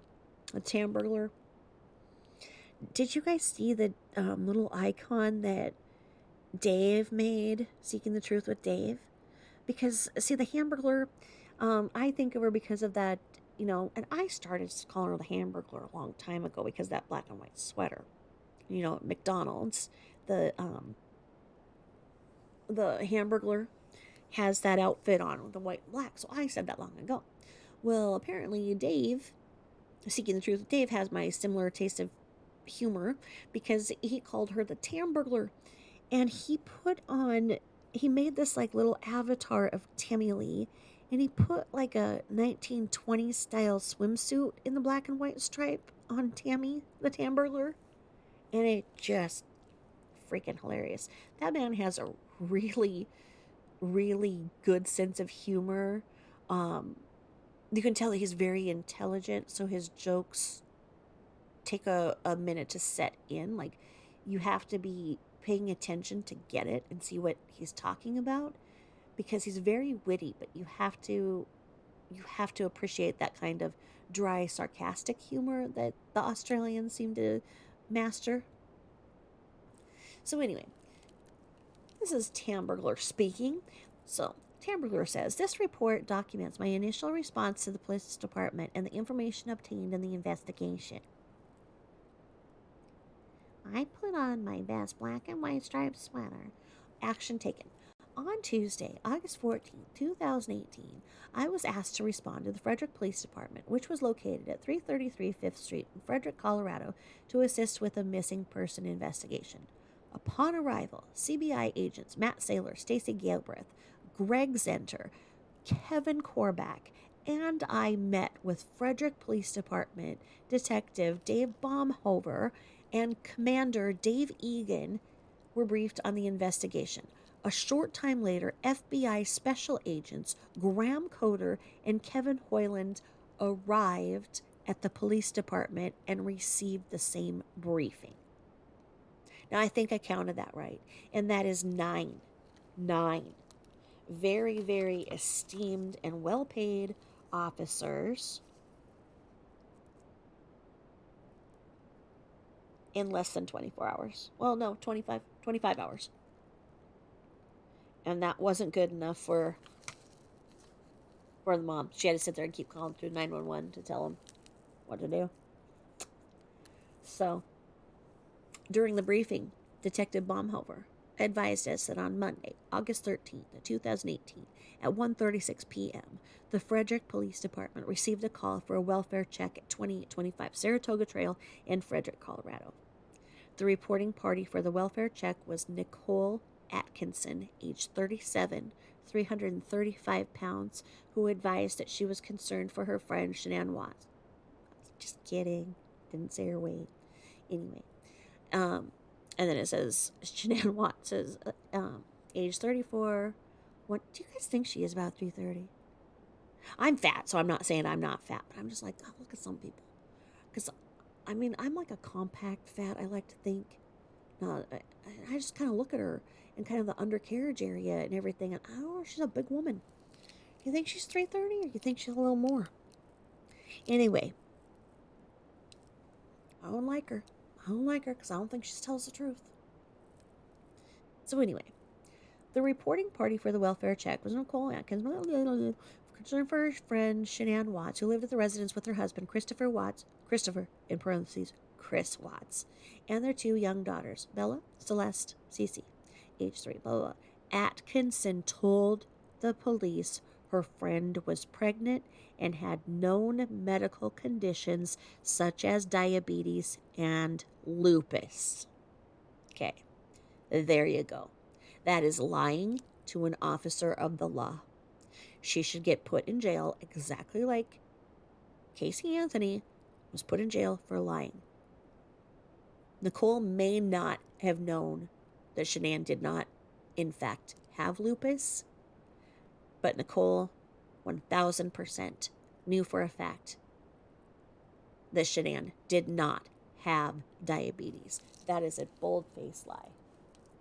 She did that to manipulate this call into a higher priority than it should have been. Now, given what we know and that they were not alive, of course this should be a high priority, but nobody gets that privilege. You know, it's like the only reason that it was missing and endangered was because she lied about that and lied about whatever else. Everybody should get the same treatment they're missing, no matter what. We all bleed red, so everybody who has red blood should get the same treatment when they are missing. Somebody that loves them cannot find them. But it's not that way. And it shouldn't be that somebody lies like this to get attention like that. I mean, and do you think that do I think for a second that Nicole thought of that lie herself? No, I think her own mother made the lie. Her own mother knows that Shanann didn't have lupus, nor did she have diabetes. So I'm sure that she told Nicole to do it. But Nicole's what, 34, 37? She can't make her own mind up? What was in it for Nicole? Make him eat some sunflower seeds. Mm-hmm.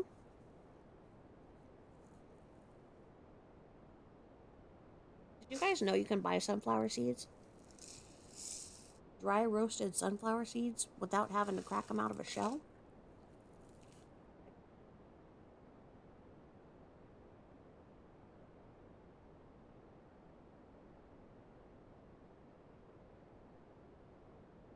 It looks so pretty out with all the Christmas lights.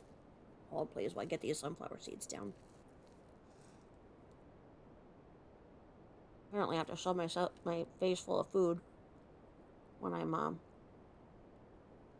dealing with Tammy Lee.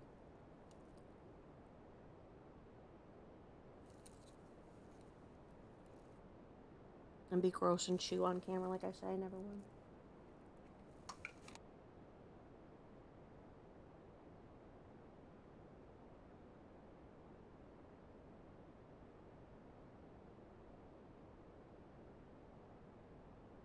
You guys put out your milk and cookies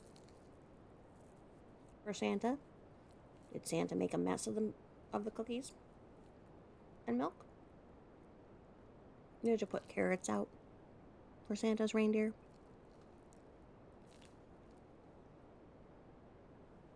These things you have to do.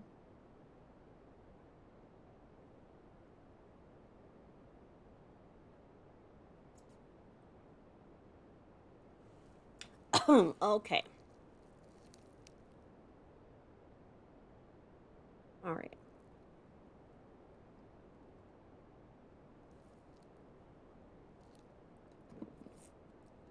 Detective Baumhofer advised officers responded to the residence and contacted Atkinson, who said she had not heard from Shanann the entire day, which was unusual. Okay.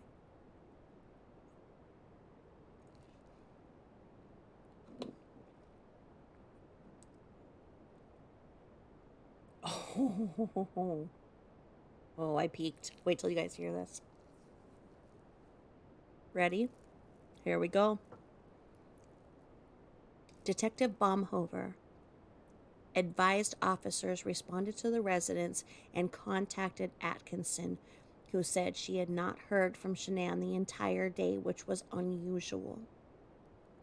Atkinson explained she and Shanann had just been in Arizona for 3 days, August 10th through 12th, attending a Thrive conference, and she had dropped Shanann off at her residence shortly before 2 o'clock a.m. on Monday, August 13th, 2018. In parentheses, Detective Baumhofer explained that he later confirmed through the surveillance camera in the front doorbell that Shanann had walked inside the residence at 1:48 a.m. Okay, so there is much ado about that. There's much ado that say that that's fake. That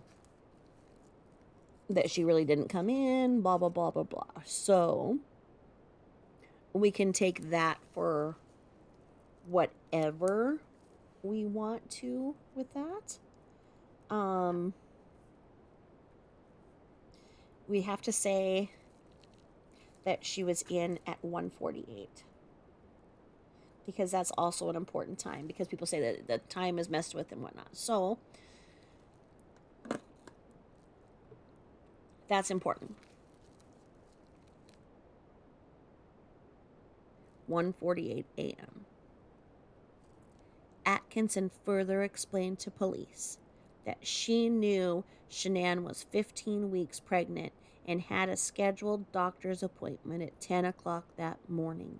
Okay, ready for this? Atkinson said She went to Shanann's doctor's office and was informed Shanann never showed up for her appointment.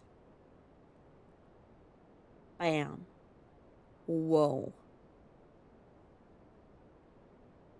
Whoa, whoa, whoa. When I found in here that she had called 911 the first time at 9 a.m. and said that she had missed her appointment, I did not know that she also went over to the doctor's appointment. But she did. So she went to the doctor's. Now, we know, you and I and the rest of the world know that due to patient confidentiality, there's nobody that's going to say yes or no, they didn't come to this doctor's appointment or anything like that. I mean, if you sign a waiver that says that this person can talk on your behalf and blah, blah, blah. So if you sign that, she could have signed that, you know what? She could have signed that NA could know, but that would be really thinking ahead. And since she had not had any prenatal care to that date, that's interesting. And since she had not had any prenatal care documented to that date, how did Nicole know where this was? Was this where the ultrasound was actually supposed to be and where they were actually supposed to find out the gender? Probably. Probably this is making a lot more sense. But does Nicole Atkinson have no life and she has to go and be watching around for Shanann after she just freaking dropped her off a few hours before? Still doesn't make any sense to me. But this is something I had never heard. So let's do it again. Atkinson further explained to police that she knew Shanann was 15 weeks pregnant. How does she know? Was she sitting there while she conceived? Was she looking? Was she looking up her freaking cervix? What? And she had a scheduled doctor's appointment at 10 o'clock that morning. Atkinson said she went to Shanann's doctor's office and was informed Shanann never showed up for her appointment. And she then went over to Shanann's residence and tried the keypad on the front door. Atkinson said the door unlocked, but she was unable to open it because the interior door latch was locked. Okay. So, let's square this up.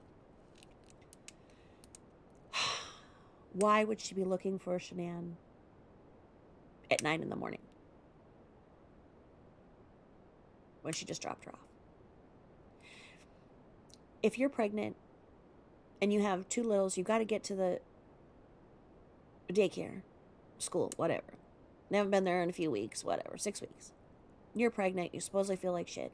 You've been throwing up. You just got home at 2 a.m. In here you had to get up, get the girls fed, dressed, ready to take them to school. And then you have a doctor's appointment for yourself at 10 o'clock in the morning. Are you going to fit in talking to your friends? Are you going to be able to fit in taking texts and calls from your friends? I certainly wouldn't be. Now, let's play with this option. Let's say that Shanann was lying about the private ultrasound that she said she was going to get. And that she lied about the ultrasound saying that Christopher put his hand on her belly. Let's say that was all a lie. Let's say that this is the way it was supposed to be. Let's say that Nicole Atkinson was supposed to meet Shanann there to go to the doctor with her. And probably get the ultrasound. We don't know that she has ever established care. That's the problem with this. So we don't know for sure that she would know she was going to get an ultrasound. But let's say that there was that. Let's say that, that was the plan, that Nicole was going to go with her in the morning, meet her for the doctor's appointment. That would make a lot more sense to me, where she said, okay, yeah, I'd love for you to be there. And then if we have the ultrasound and we find out the sex, then we can do it this way, because they didn't have any extra money. How was she supposed to be able to pay for a private ultrasound to determine the gender? We do know that that person reached out, but we don't know what that person from the private ultrasound said. The person from the private ultrasound could have just been calling to say, hey, she had an appointment that she called and canceled, or she didn't show up for this. So, like I say, we can play with this. I could see the scenario where, hey, I'll meet you. Yeah, sure. Can you make it to my doctor's appointment at 10? Will you be up? Yeah, let's do that. Yeah, I'll go with you. I'll go with you since Chris can't be there. Yeah, I could see that.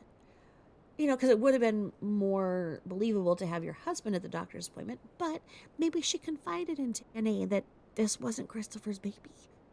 Quite honestly, I wouldn't be surprised. I think Nicole Atkinson knows a hell of a lot more than anybody. She may know the full story, but even she may not ever even understand all the dynamics that were going on. But it makes sense to me if she went there and then ran in and she's like, I'm looking for my friend Shanann. And they're like, she's not here in the waiting room. What, did she not show up? No, somebody could slip like that. But they could get in a lot of trouble. Because you can't just do that unless because, well, Nicole was getting the mail. We know that Nicole was getting the mail so that Christopher would not find out that Shanann had not been making the house payment. So, is it conceivable that N.A. was going to the doctor with her and was put on as the special contact? If she was put on there as the emergency contact, then yes, they could have divulged that information that she didn't show up. But I have never heard that she went there to the doctor's office. How would your friend know where you're going to the doctor at? It's so weird. Like I say, it takes a village to raise a Shanann's children. It takes a village to raise a Shanann. She's like a child. So she went from the doctor's office, and this proves again that she did not first call at 1. She called first at 9. So then she called 911. They said we can't do anything or whatever, right? They didn't take her seriously. So then she decided she'd haul her fat ass over to see if she went to her doctor's appointment. Well, did she or didn't she? Wow. Wow.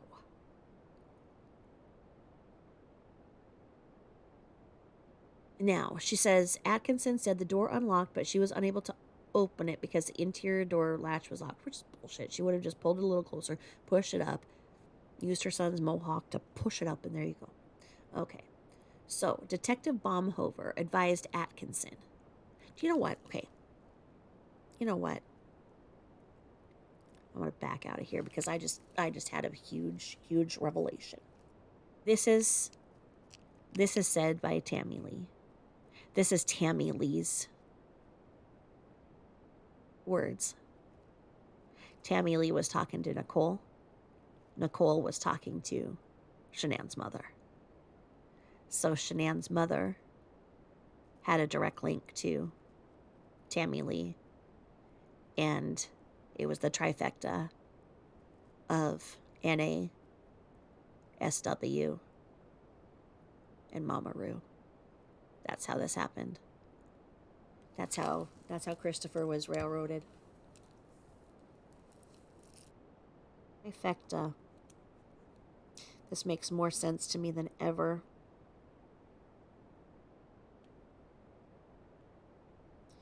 Because, yep. So, Mama Roo was on the phone nonstop to Nicole. Nicole told Tammy Lee everything. Tammy Lee said, "Girl power, we got this. Let me go and put my big lobster cracking man hands all over his shoulders and massage a story out of the man." That's what happened. There you go. And then Mama Roo called and got those insurance policies that she put on the girls and got them cashed and made a nice outdoor kitchen, allegedly. All right. So then, Detective Baumhofer advised Atkinson and Atkinson's son. Again, this doesn't make sense. They send it off for dictation, obviously. And the dictator has a 1930s typewriter because, like so many of these letters have they're connected, and then again, no commas, no grammatical continuance, nothing. Because here it goes. This is one sentence. Ready for one sentence? This is one sentence. Detective Baumhover advised Atkinson, and Atkinson's son looked in the garage windows on the home and observed Shannon's vehicle, in parentheses, white Lexus SUV, parked in the garage with the car seats still in the side of the vehicle. That's one sentence. And what does that even say? Detective Baumhover explained Atkinson and the responding officer began to get very concerned. Shanann was inside and had a medical emergency. Detective Baumhofer advised the officer was getting ready to breach the front door of the residence when Chris Watts pulled into, and by breach we mean kick it in, pulled into the driveway. Chris was able to use his garage door opener to open the garage and gain access into the residence. Chris stated the keypad to the garage door did not work, which Detective Baumhover later verified. Shanann, Celeste, and Bella were not located inside the residence. Detective Baumhover advised he was called to the scene and interviewed Chris about his wife and children. Detective Baumhover said Chris denied knowing where his wife and kids were located and explained he and Shanann had been having marital issues.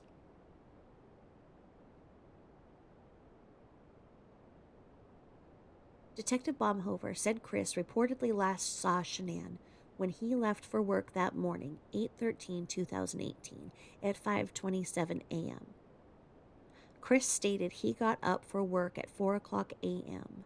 and talked to Shanann about wanting a separation. Chris said both he and Shanann were in tears, but they did not argue. Chris said Shanann told him she was going to take the girls to a friend's house. Okay, so if Baumhover says that she got in at, what do you say, 1:48?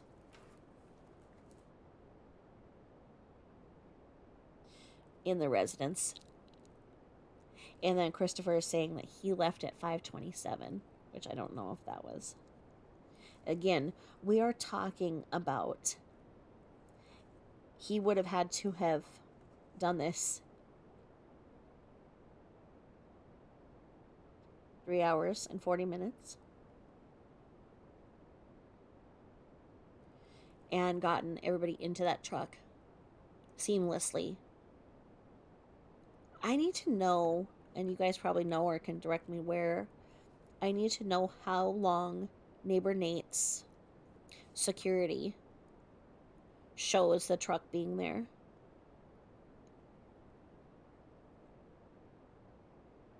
How many minutes was the truck backed up to the garage?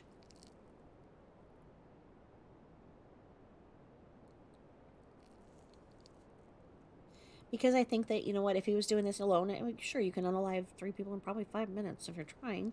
I mean, with the method that he allegedly used would take a little bit longer. But really, we're talking about, you know, just 3.5 hours. Unless the girls weren't alive when she got home, which is a possibility.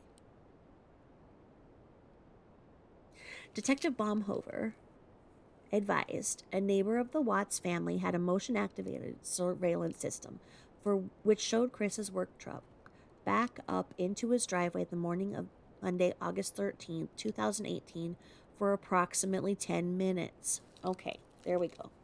I got my own answer. So he backed up for 10 minutes.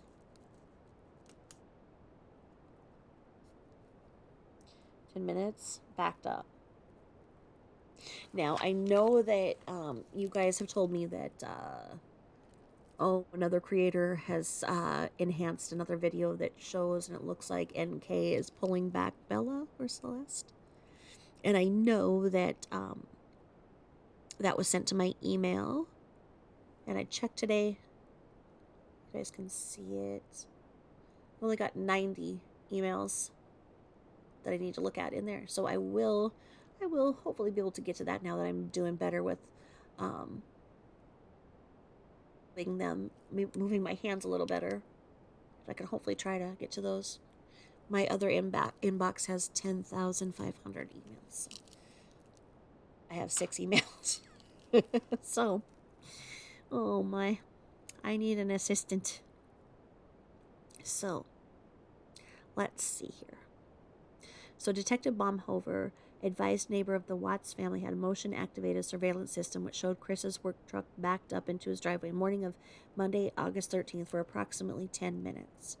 Detective Baumhover stated it was difficult to be precise due to the angle, but it appeared the tailgate of Chris's work truck was backed in at least a foot inside the garage.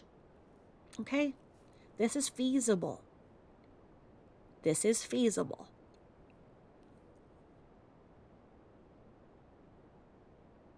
Detective Baumhover advised Chris's truck would not have been able to back up into the garage any further due to Shanann's vehicle still parked inside the garage. So what? That big ass house and it had a 1-car garage? I mean, ours is a 3-car, but because I have all my crap in it, I could only put 1 car in it. But with as meticulous as she was, you'd think you'd be able to do that. And he was, pretty clean with his stuff too. So I'm surprised that he couldn't.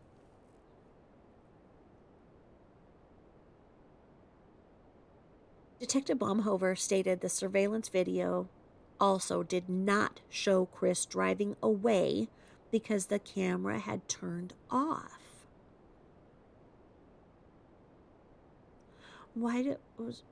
So what kind of a camera turns off when there's movement? Detective Baumhover stated Chris also went over to the neighbor's house and observed the same footage and was aware of what had been recorded. Detective Baumhover said he spoke to the neighbor, who advised he had never seen Chris back his work truck into his driveway before work in the past and had always parked on the street. Detective Baumhover also told us Atkinson knew Chris always used the front door when he left for work because his daughter's bedrooms were located over the garage, and Shanann would yell at Chris for waking up the children by using the garage door. Shanann would yell at him, "Don't you wake up those curmudgeons." Come on, she had the noise machines as loud as they would go. Nothing could wake them up. Chris told Detective Baumhover that he went to work after loading up his work truck with tools.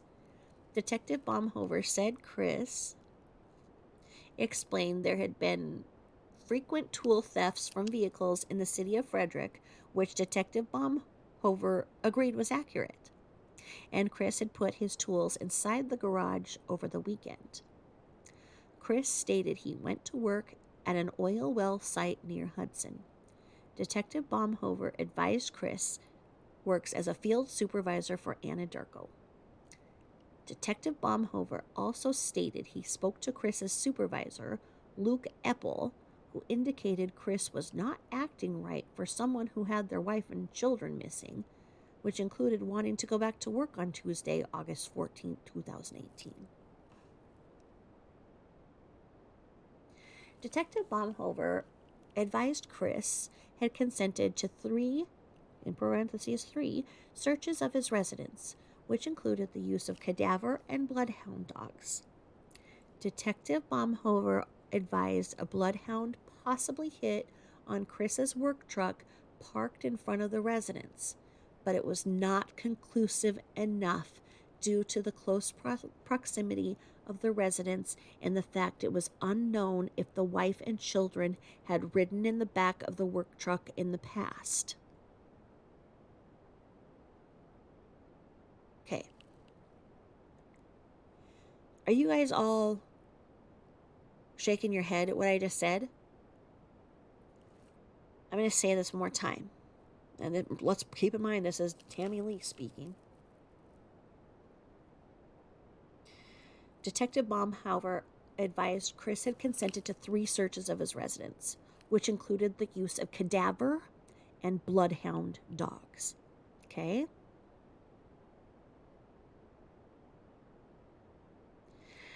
Detective Baumhover advised a bloodhound possibly hit on Chris's work truck parked in front of the residence. Okay, so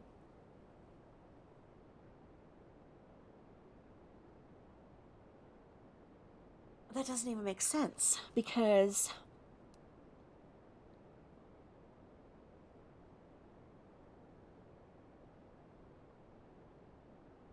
I, something that, okay, but it was not conclusive enough due to the close proximity of the residence and the fact it was unknown if the wife and children had ridden in the work truck in the past. Yeah, that doesn't even make sense because I I I'm not gonna. That just doesn't make sense. I'm gonna break that down later.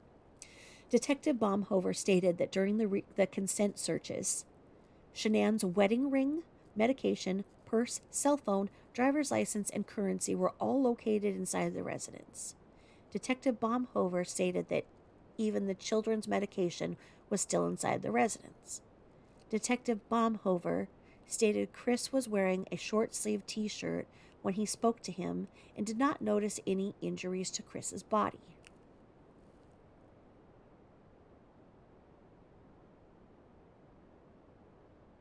Detective Baumhover advised he'd been hand searching through Shanann's cell phone looking for information related to the disappearance.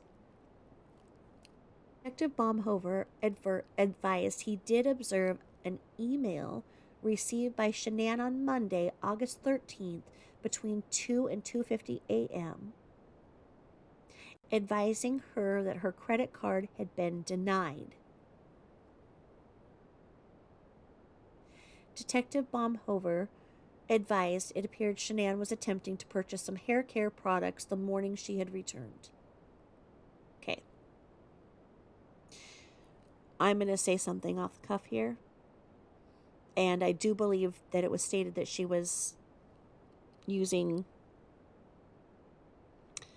the hair care product that if you Google has caused people's hair to fall out. I'm also going to say that one of my friends is using it and her hair looks better than it ever has. I've known her since high school and her hair, honest to God, like I was like, what is going on with you? You look like you're like 20 years younger. Your hair looks amazing. Your face looks amazing. She's using that product. Now, the product works for some, doesn't work for others. I tried it. It doesn't lather, so I can't have it. I have to have me a good lather. And I am a person who shampoos twice, conditions once, because that first time I'm not going to get that good lather like I like. So I have to shampoo, rinse, and then repeat. And I do repeat. And then I get a good lather. Then I rinse it out. Then I do like a mask or whatever with a shower cap on, and get that conditioner in my cuticles, my hair. So it seems to me that that was probably an auto prompted charge. That if she got home at 1:48 and knew that she had to be up early to take the kids and go to the doctor, I don't think that she was sitting there trying to peck in some Monate hair care. Okay? Um,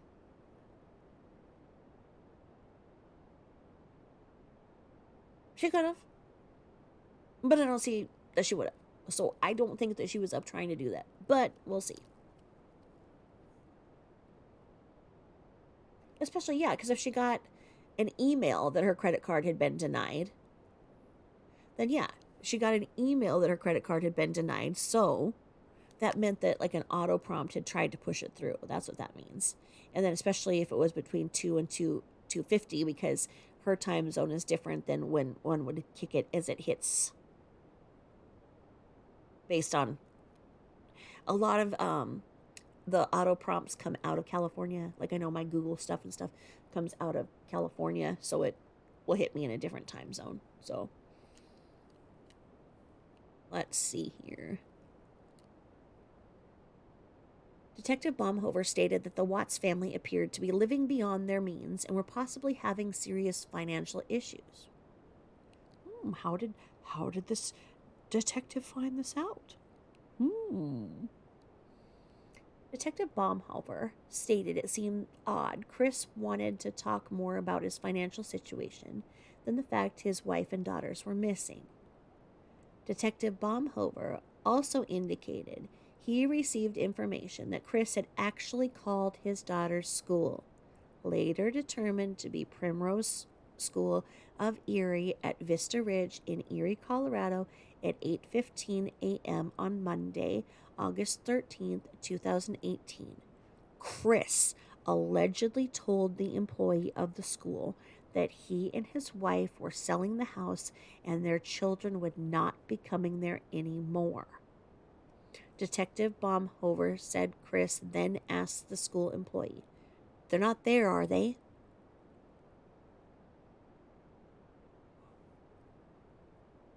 This is also a big nugget.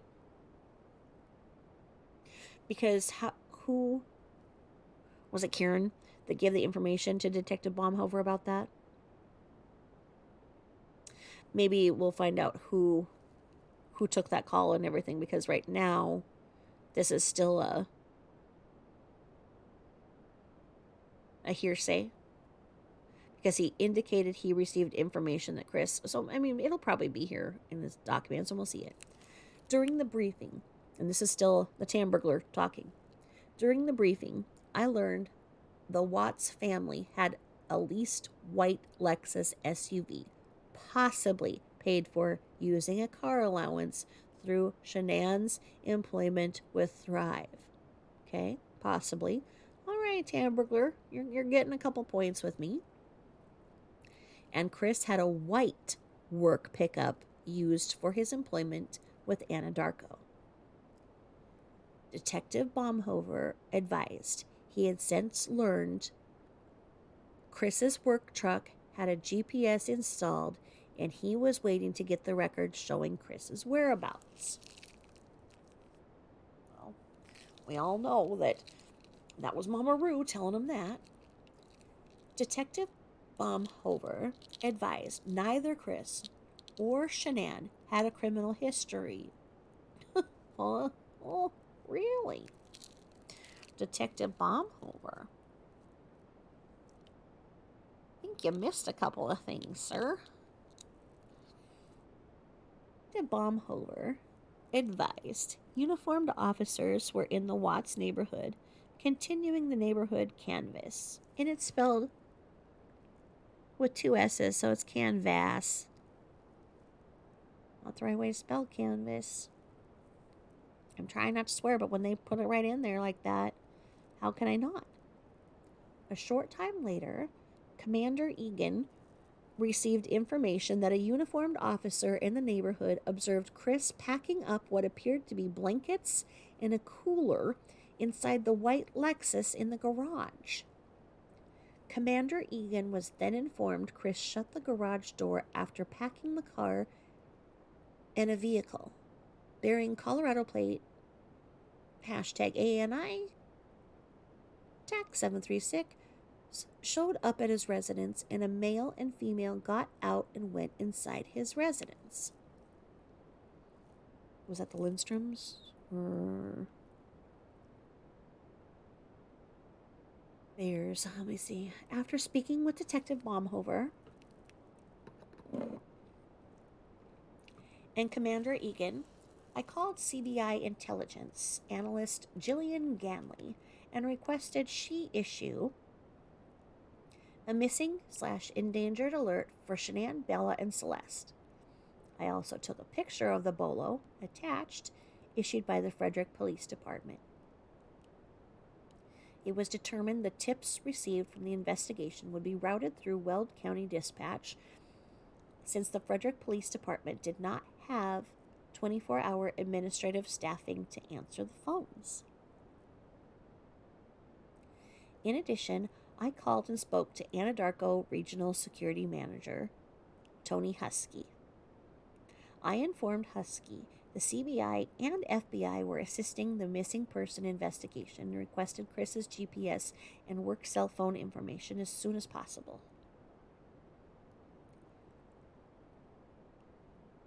Husky advised he was waiting for approval from his legal department and would be sending the information to us directly.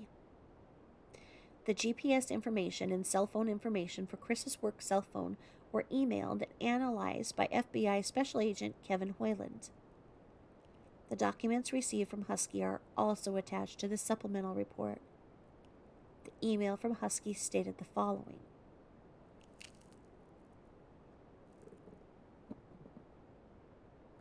All right.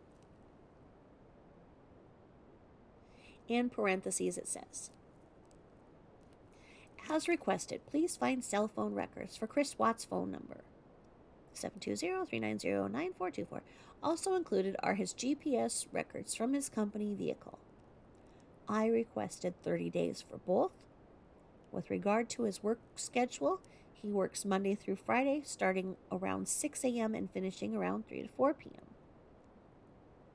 And this is signed Agent Tammy Lee Hamburglar, 5202 Denver, Colorado Bureau of Investigation, Denver, 8/21/2018.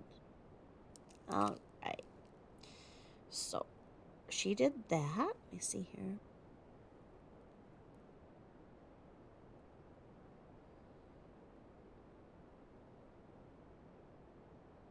And then it says the Colorado Bureau of Investigation.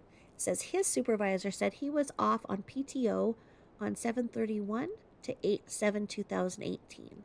Returned to work 8/8 through 8/9/2018, and then was off Friday 8/10/18 with the request submitted several days, weeks in advance. His supervisor, Luke Eppel, also related that Watts spoke to him last week, probably Tuesday 8/7/18, and stated he and his wife were having problems and he would be staying with a friend in case his supervisor checked his GPS and found his vehicle was not at his residence at night. Eppel said he did not ask any questions and told Watts if he needed anything to make his family his priority. Whoa! So the week before, I wonder if he was going over to NK's. I'll write this down. Because 8/7. On 8/7/18, he told Luke marital problems.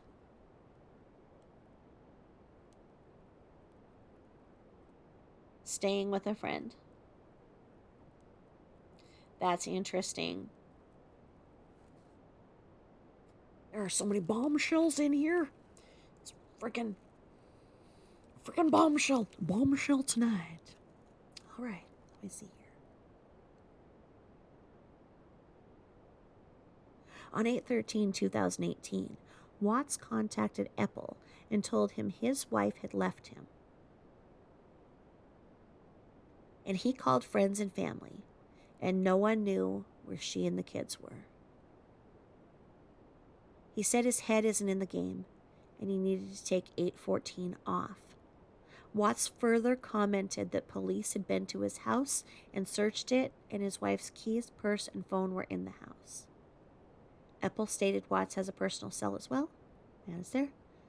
Please let me know if I may be of further assistance. Respectfully, Tony Husky. Now, didn't we just find another contradiction, friends? Because it says right there where he said his wife left him.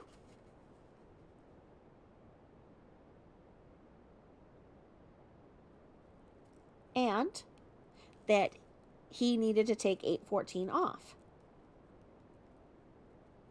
Wasn't it Karen who said that it was strange that he tried to come in to work on 8/14? I think so. Because he told his direct supervisor that, I mean, and here's the thing.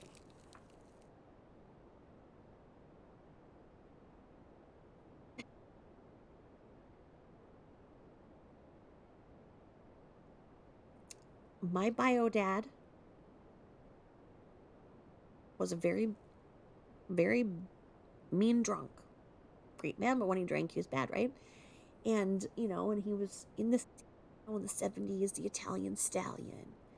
And so he'd come home every night, drunk, and he was abusive, and my mom couldn't take it anymore. And um, so some friends and her made a plan, and they got her an apartment on the other side of town, and he went to work one night, and we were all moved out and into that new apartment. That happens. Now, in this day and age with cell phones and whatnot, I don't know how it happens if, I mean, given shenanigans and the things that she probably threatened him with and whatnot, and threatened other people, probably said she was going to do this and that. To the outside, this sounds feasible. Now, I don't think, I mean, after all I see, I don't think that Christopher Watts is totally not involved. I just don't think he's the only one involved. Just because of the time and everything. I don't know. Something is wrong. It doesn't fit. But going by this sounds like he's acting appropriate. Where he says straight up, where he talked to his employer a week before on 8/7 and said that him and his wife were having problems and that he'd be staying with a friend. Maybe he told Shanann that when she was in North Carolina. When she came back, he was not going to be there, that he was going to be staying with a friend. She lost her shit. And then when on 8/13, Watts contacted Epple and told him his wife had left him, and he called friends and family, and no one knew where her and the kids were. He said his head wasn't in the game and needed to take 8/14 off. That sounds appropriate. It really does. To the ones who are saying that he wasn't appropriate because he tried to come in on 8/14, I don't know that they have it right. You know? So, this was signed by Tony Husky. And according to the documents provided by Husky, it appeared that Chris started his work truck at 5:18 a.m. Okay, there we go. So we have another time that we have to prove against, because it was actually 5:18. So Baumhover said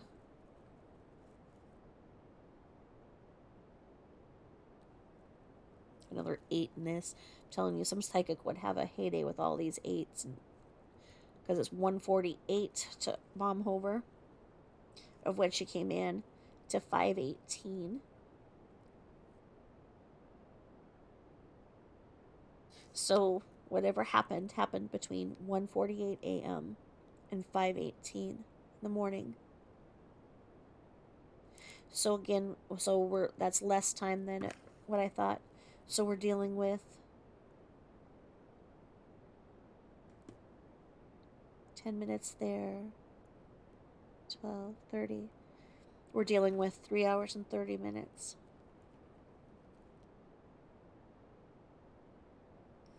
3 hours and 30 minutes to get everybody unalived and loaded up into the truck. And the truck was there for less than 10 minutes. Could be done. It really could be done. It could be done. Okay.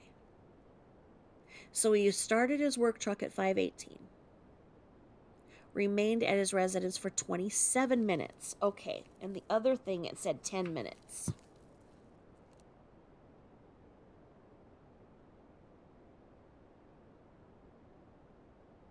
Wow. Remained for 27 minutes. Oh my God. Okay, 27 minutes. What would you be doing for 27 minutes? It's not like you're warming it up. So 47 minutes to work, 27 minutes. Yeah, something doesn't make sense. When you arrived in Keensburg at 6:53. Oh man. Ugh, wow. Okay, so according to the documents provided by Husky, it appeared Chris started his work truck at 5:18 a.m. on Monday, August 13, 2018, and it remained at his residence for 27 minutes. It appeared Chris left his residence at 5:45 a.m. and drove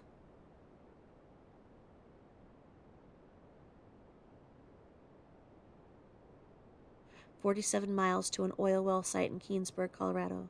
Chris arrived in Keensburg at 6:53 a.m. Okay.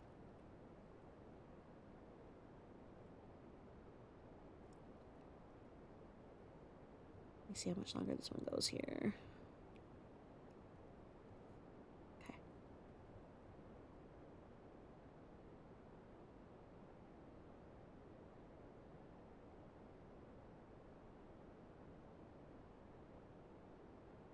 After reviewing the GPS data, I called Atkinson and asked her if she could come to the police department for an interview. Atkinson seemed bothered and advised she was getting ready to go to work. I can't make this up. I'm not making this up, guys. I'm not making it up.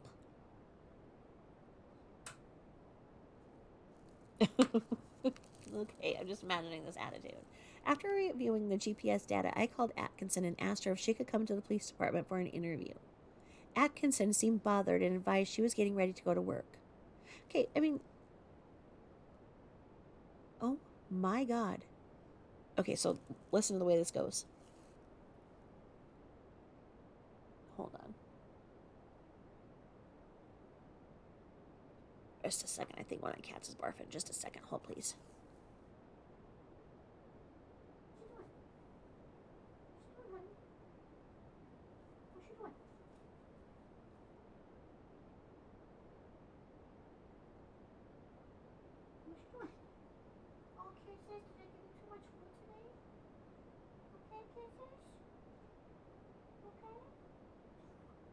Oh, sorry, sweetheart. But would you not jump up? Just a second.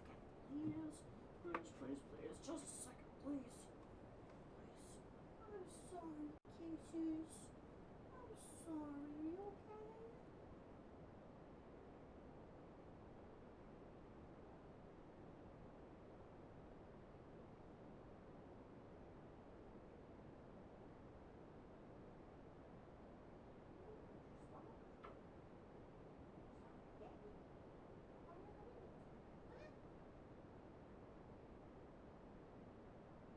Spacing me out? What are you doing? Your hair back or something, you silly? You guys are just going around pretending to vomit? Oh, sorry about that. I helped them through their barfing. I might have given them a little too much because, it's Christmas Eve. I had to give them some salmon pate, and then they bugged me for some treats, and, all that good stuff. Oh, this is where it's funny because Atkinson kept calling and commanding everybody to do this and do this, right? Well, now she's bitchy when she gets a call from the cops to talk to her. I don't find her credible. In a way, it's like she served her role, then she wanted out. And maybe that's what I see in her not being credible. The way this goes, it says, and this is still Tammy Lee. So Tammy Lee says, after reviewing the GPS data, I called Atkinson and asked her if she could come to the police department for an interview.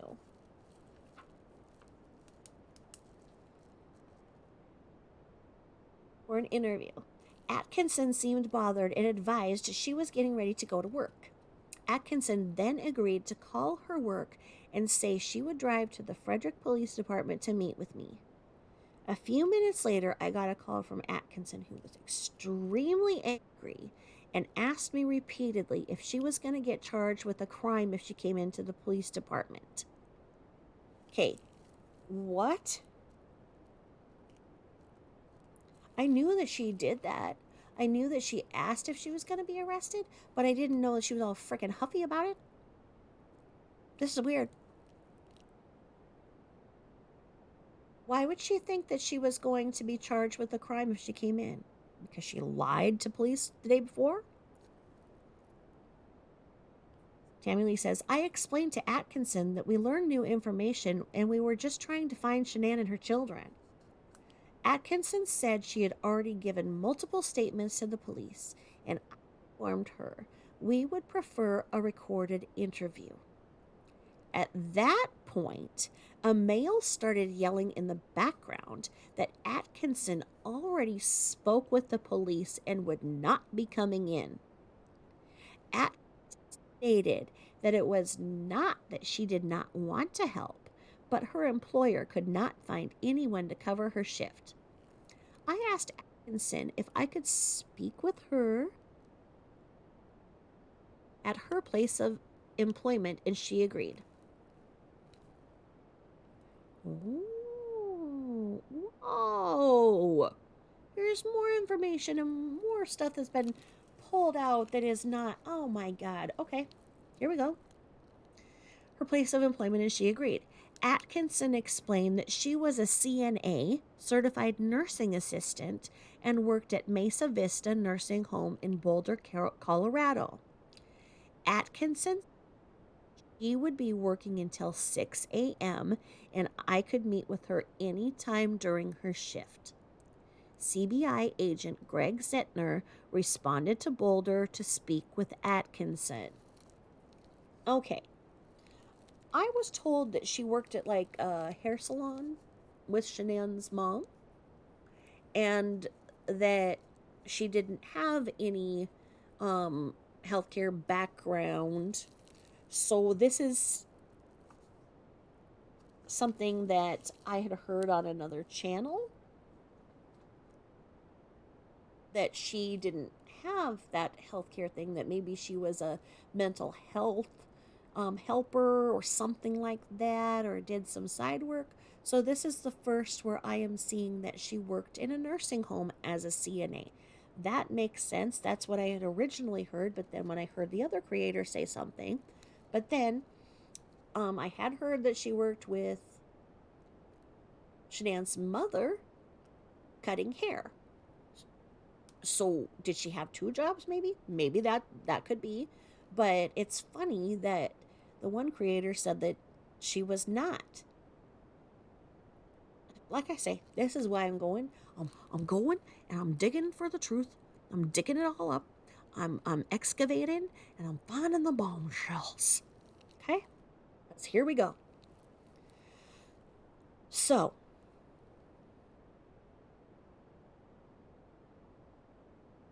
burglar sent CBI agent Greg Zettner to go speak with Atkinson, because after she got all huffy with her, she didn't want to. Now, who would have been the male yelling in the background? A male. Who would have been the male screaming that she could not come in? Was that her son? Because it seems like her son was kind of bossy. Wow, the attitude. Like I say, the day before, they wanted everybody, and she's acting like Shanann is her best friend and all this stuff, and she's so concerned, yet she's the one going to work, and she's the one going to work on time. And she's the one saying that she's too busy to go and help. And so what, does she only call when Shanann's mother tells her what to do? Because Shanann's mother is running this freaking puppet show? Really crazy. So, next, we requested Detective Baumhover call Chris and ask him to respond to the Frederick Police Department for a follow up interview. Chris agreed and arrived at the police department shortly before 7 p.m. The interview with Chris was conducted by FBI Special Agent Graham Coder. I observed the interview from a live feed in the command post and previously spoke to SA Coder about offering Chris a polygraph. SA Coder conducted an approximately 3-hour interview with Chris concerning the disappearance of his wife and daughters.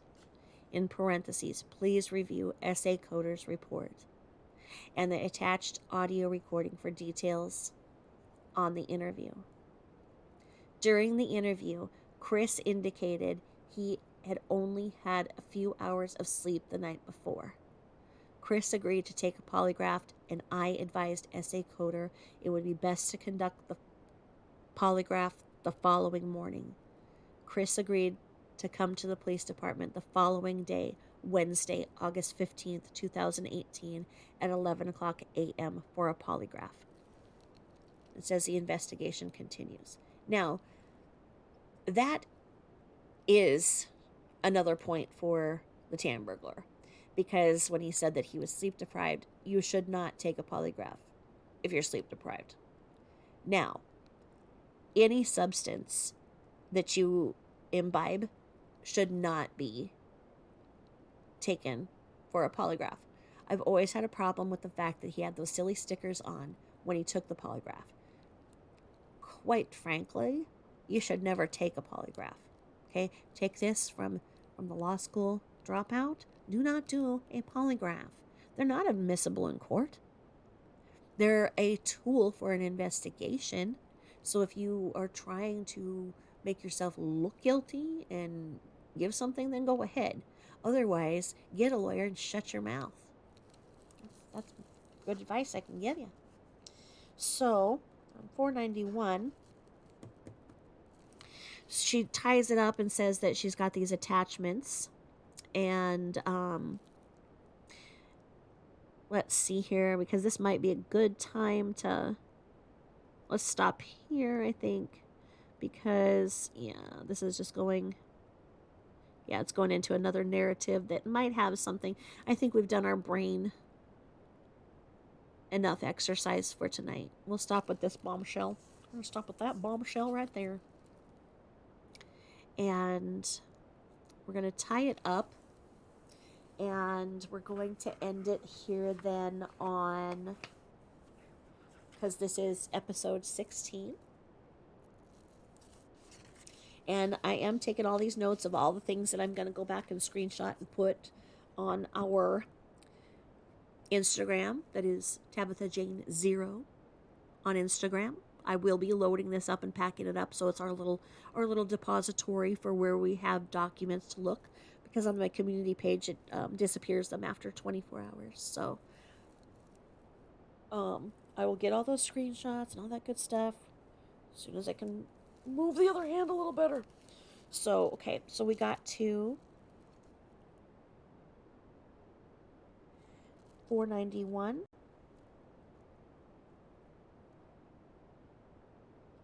And let's see.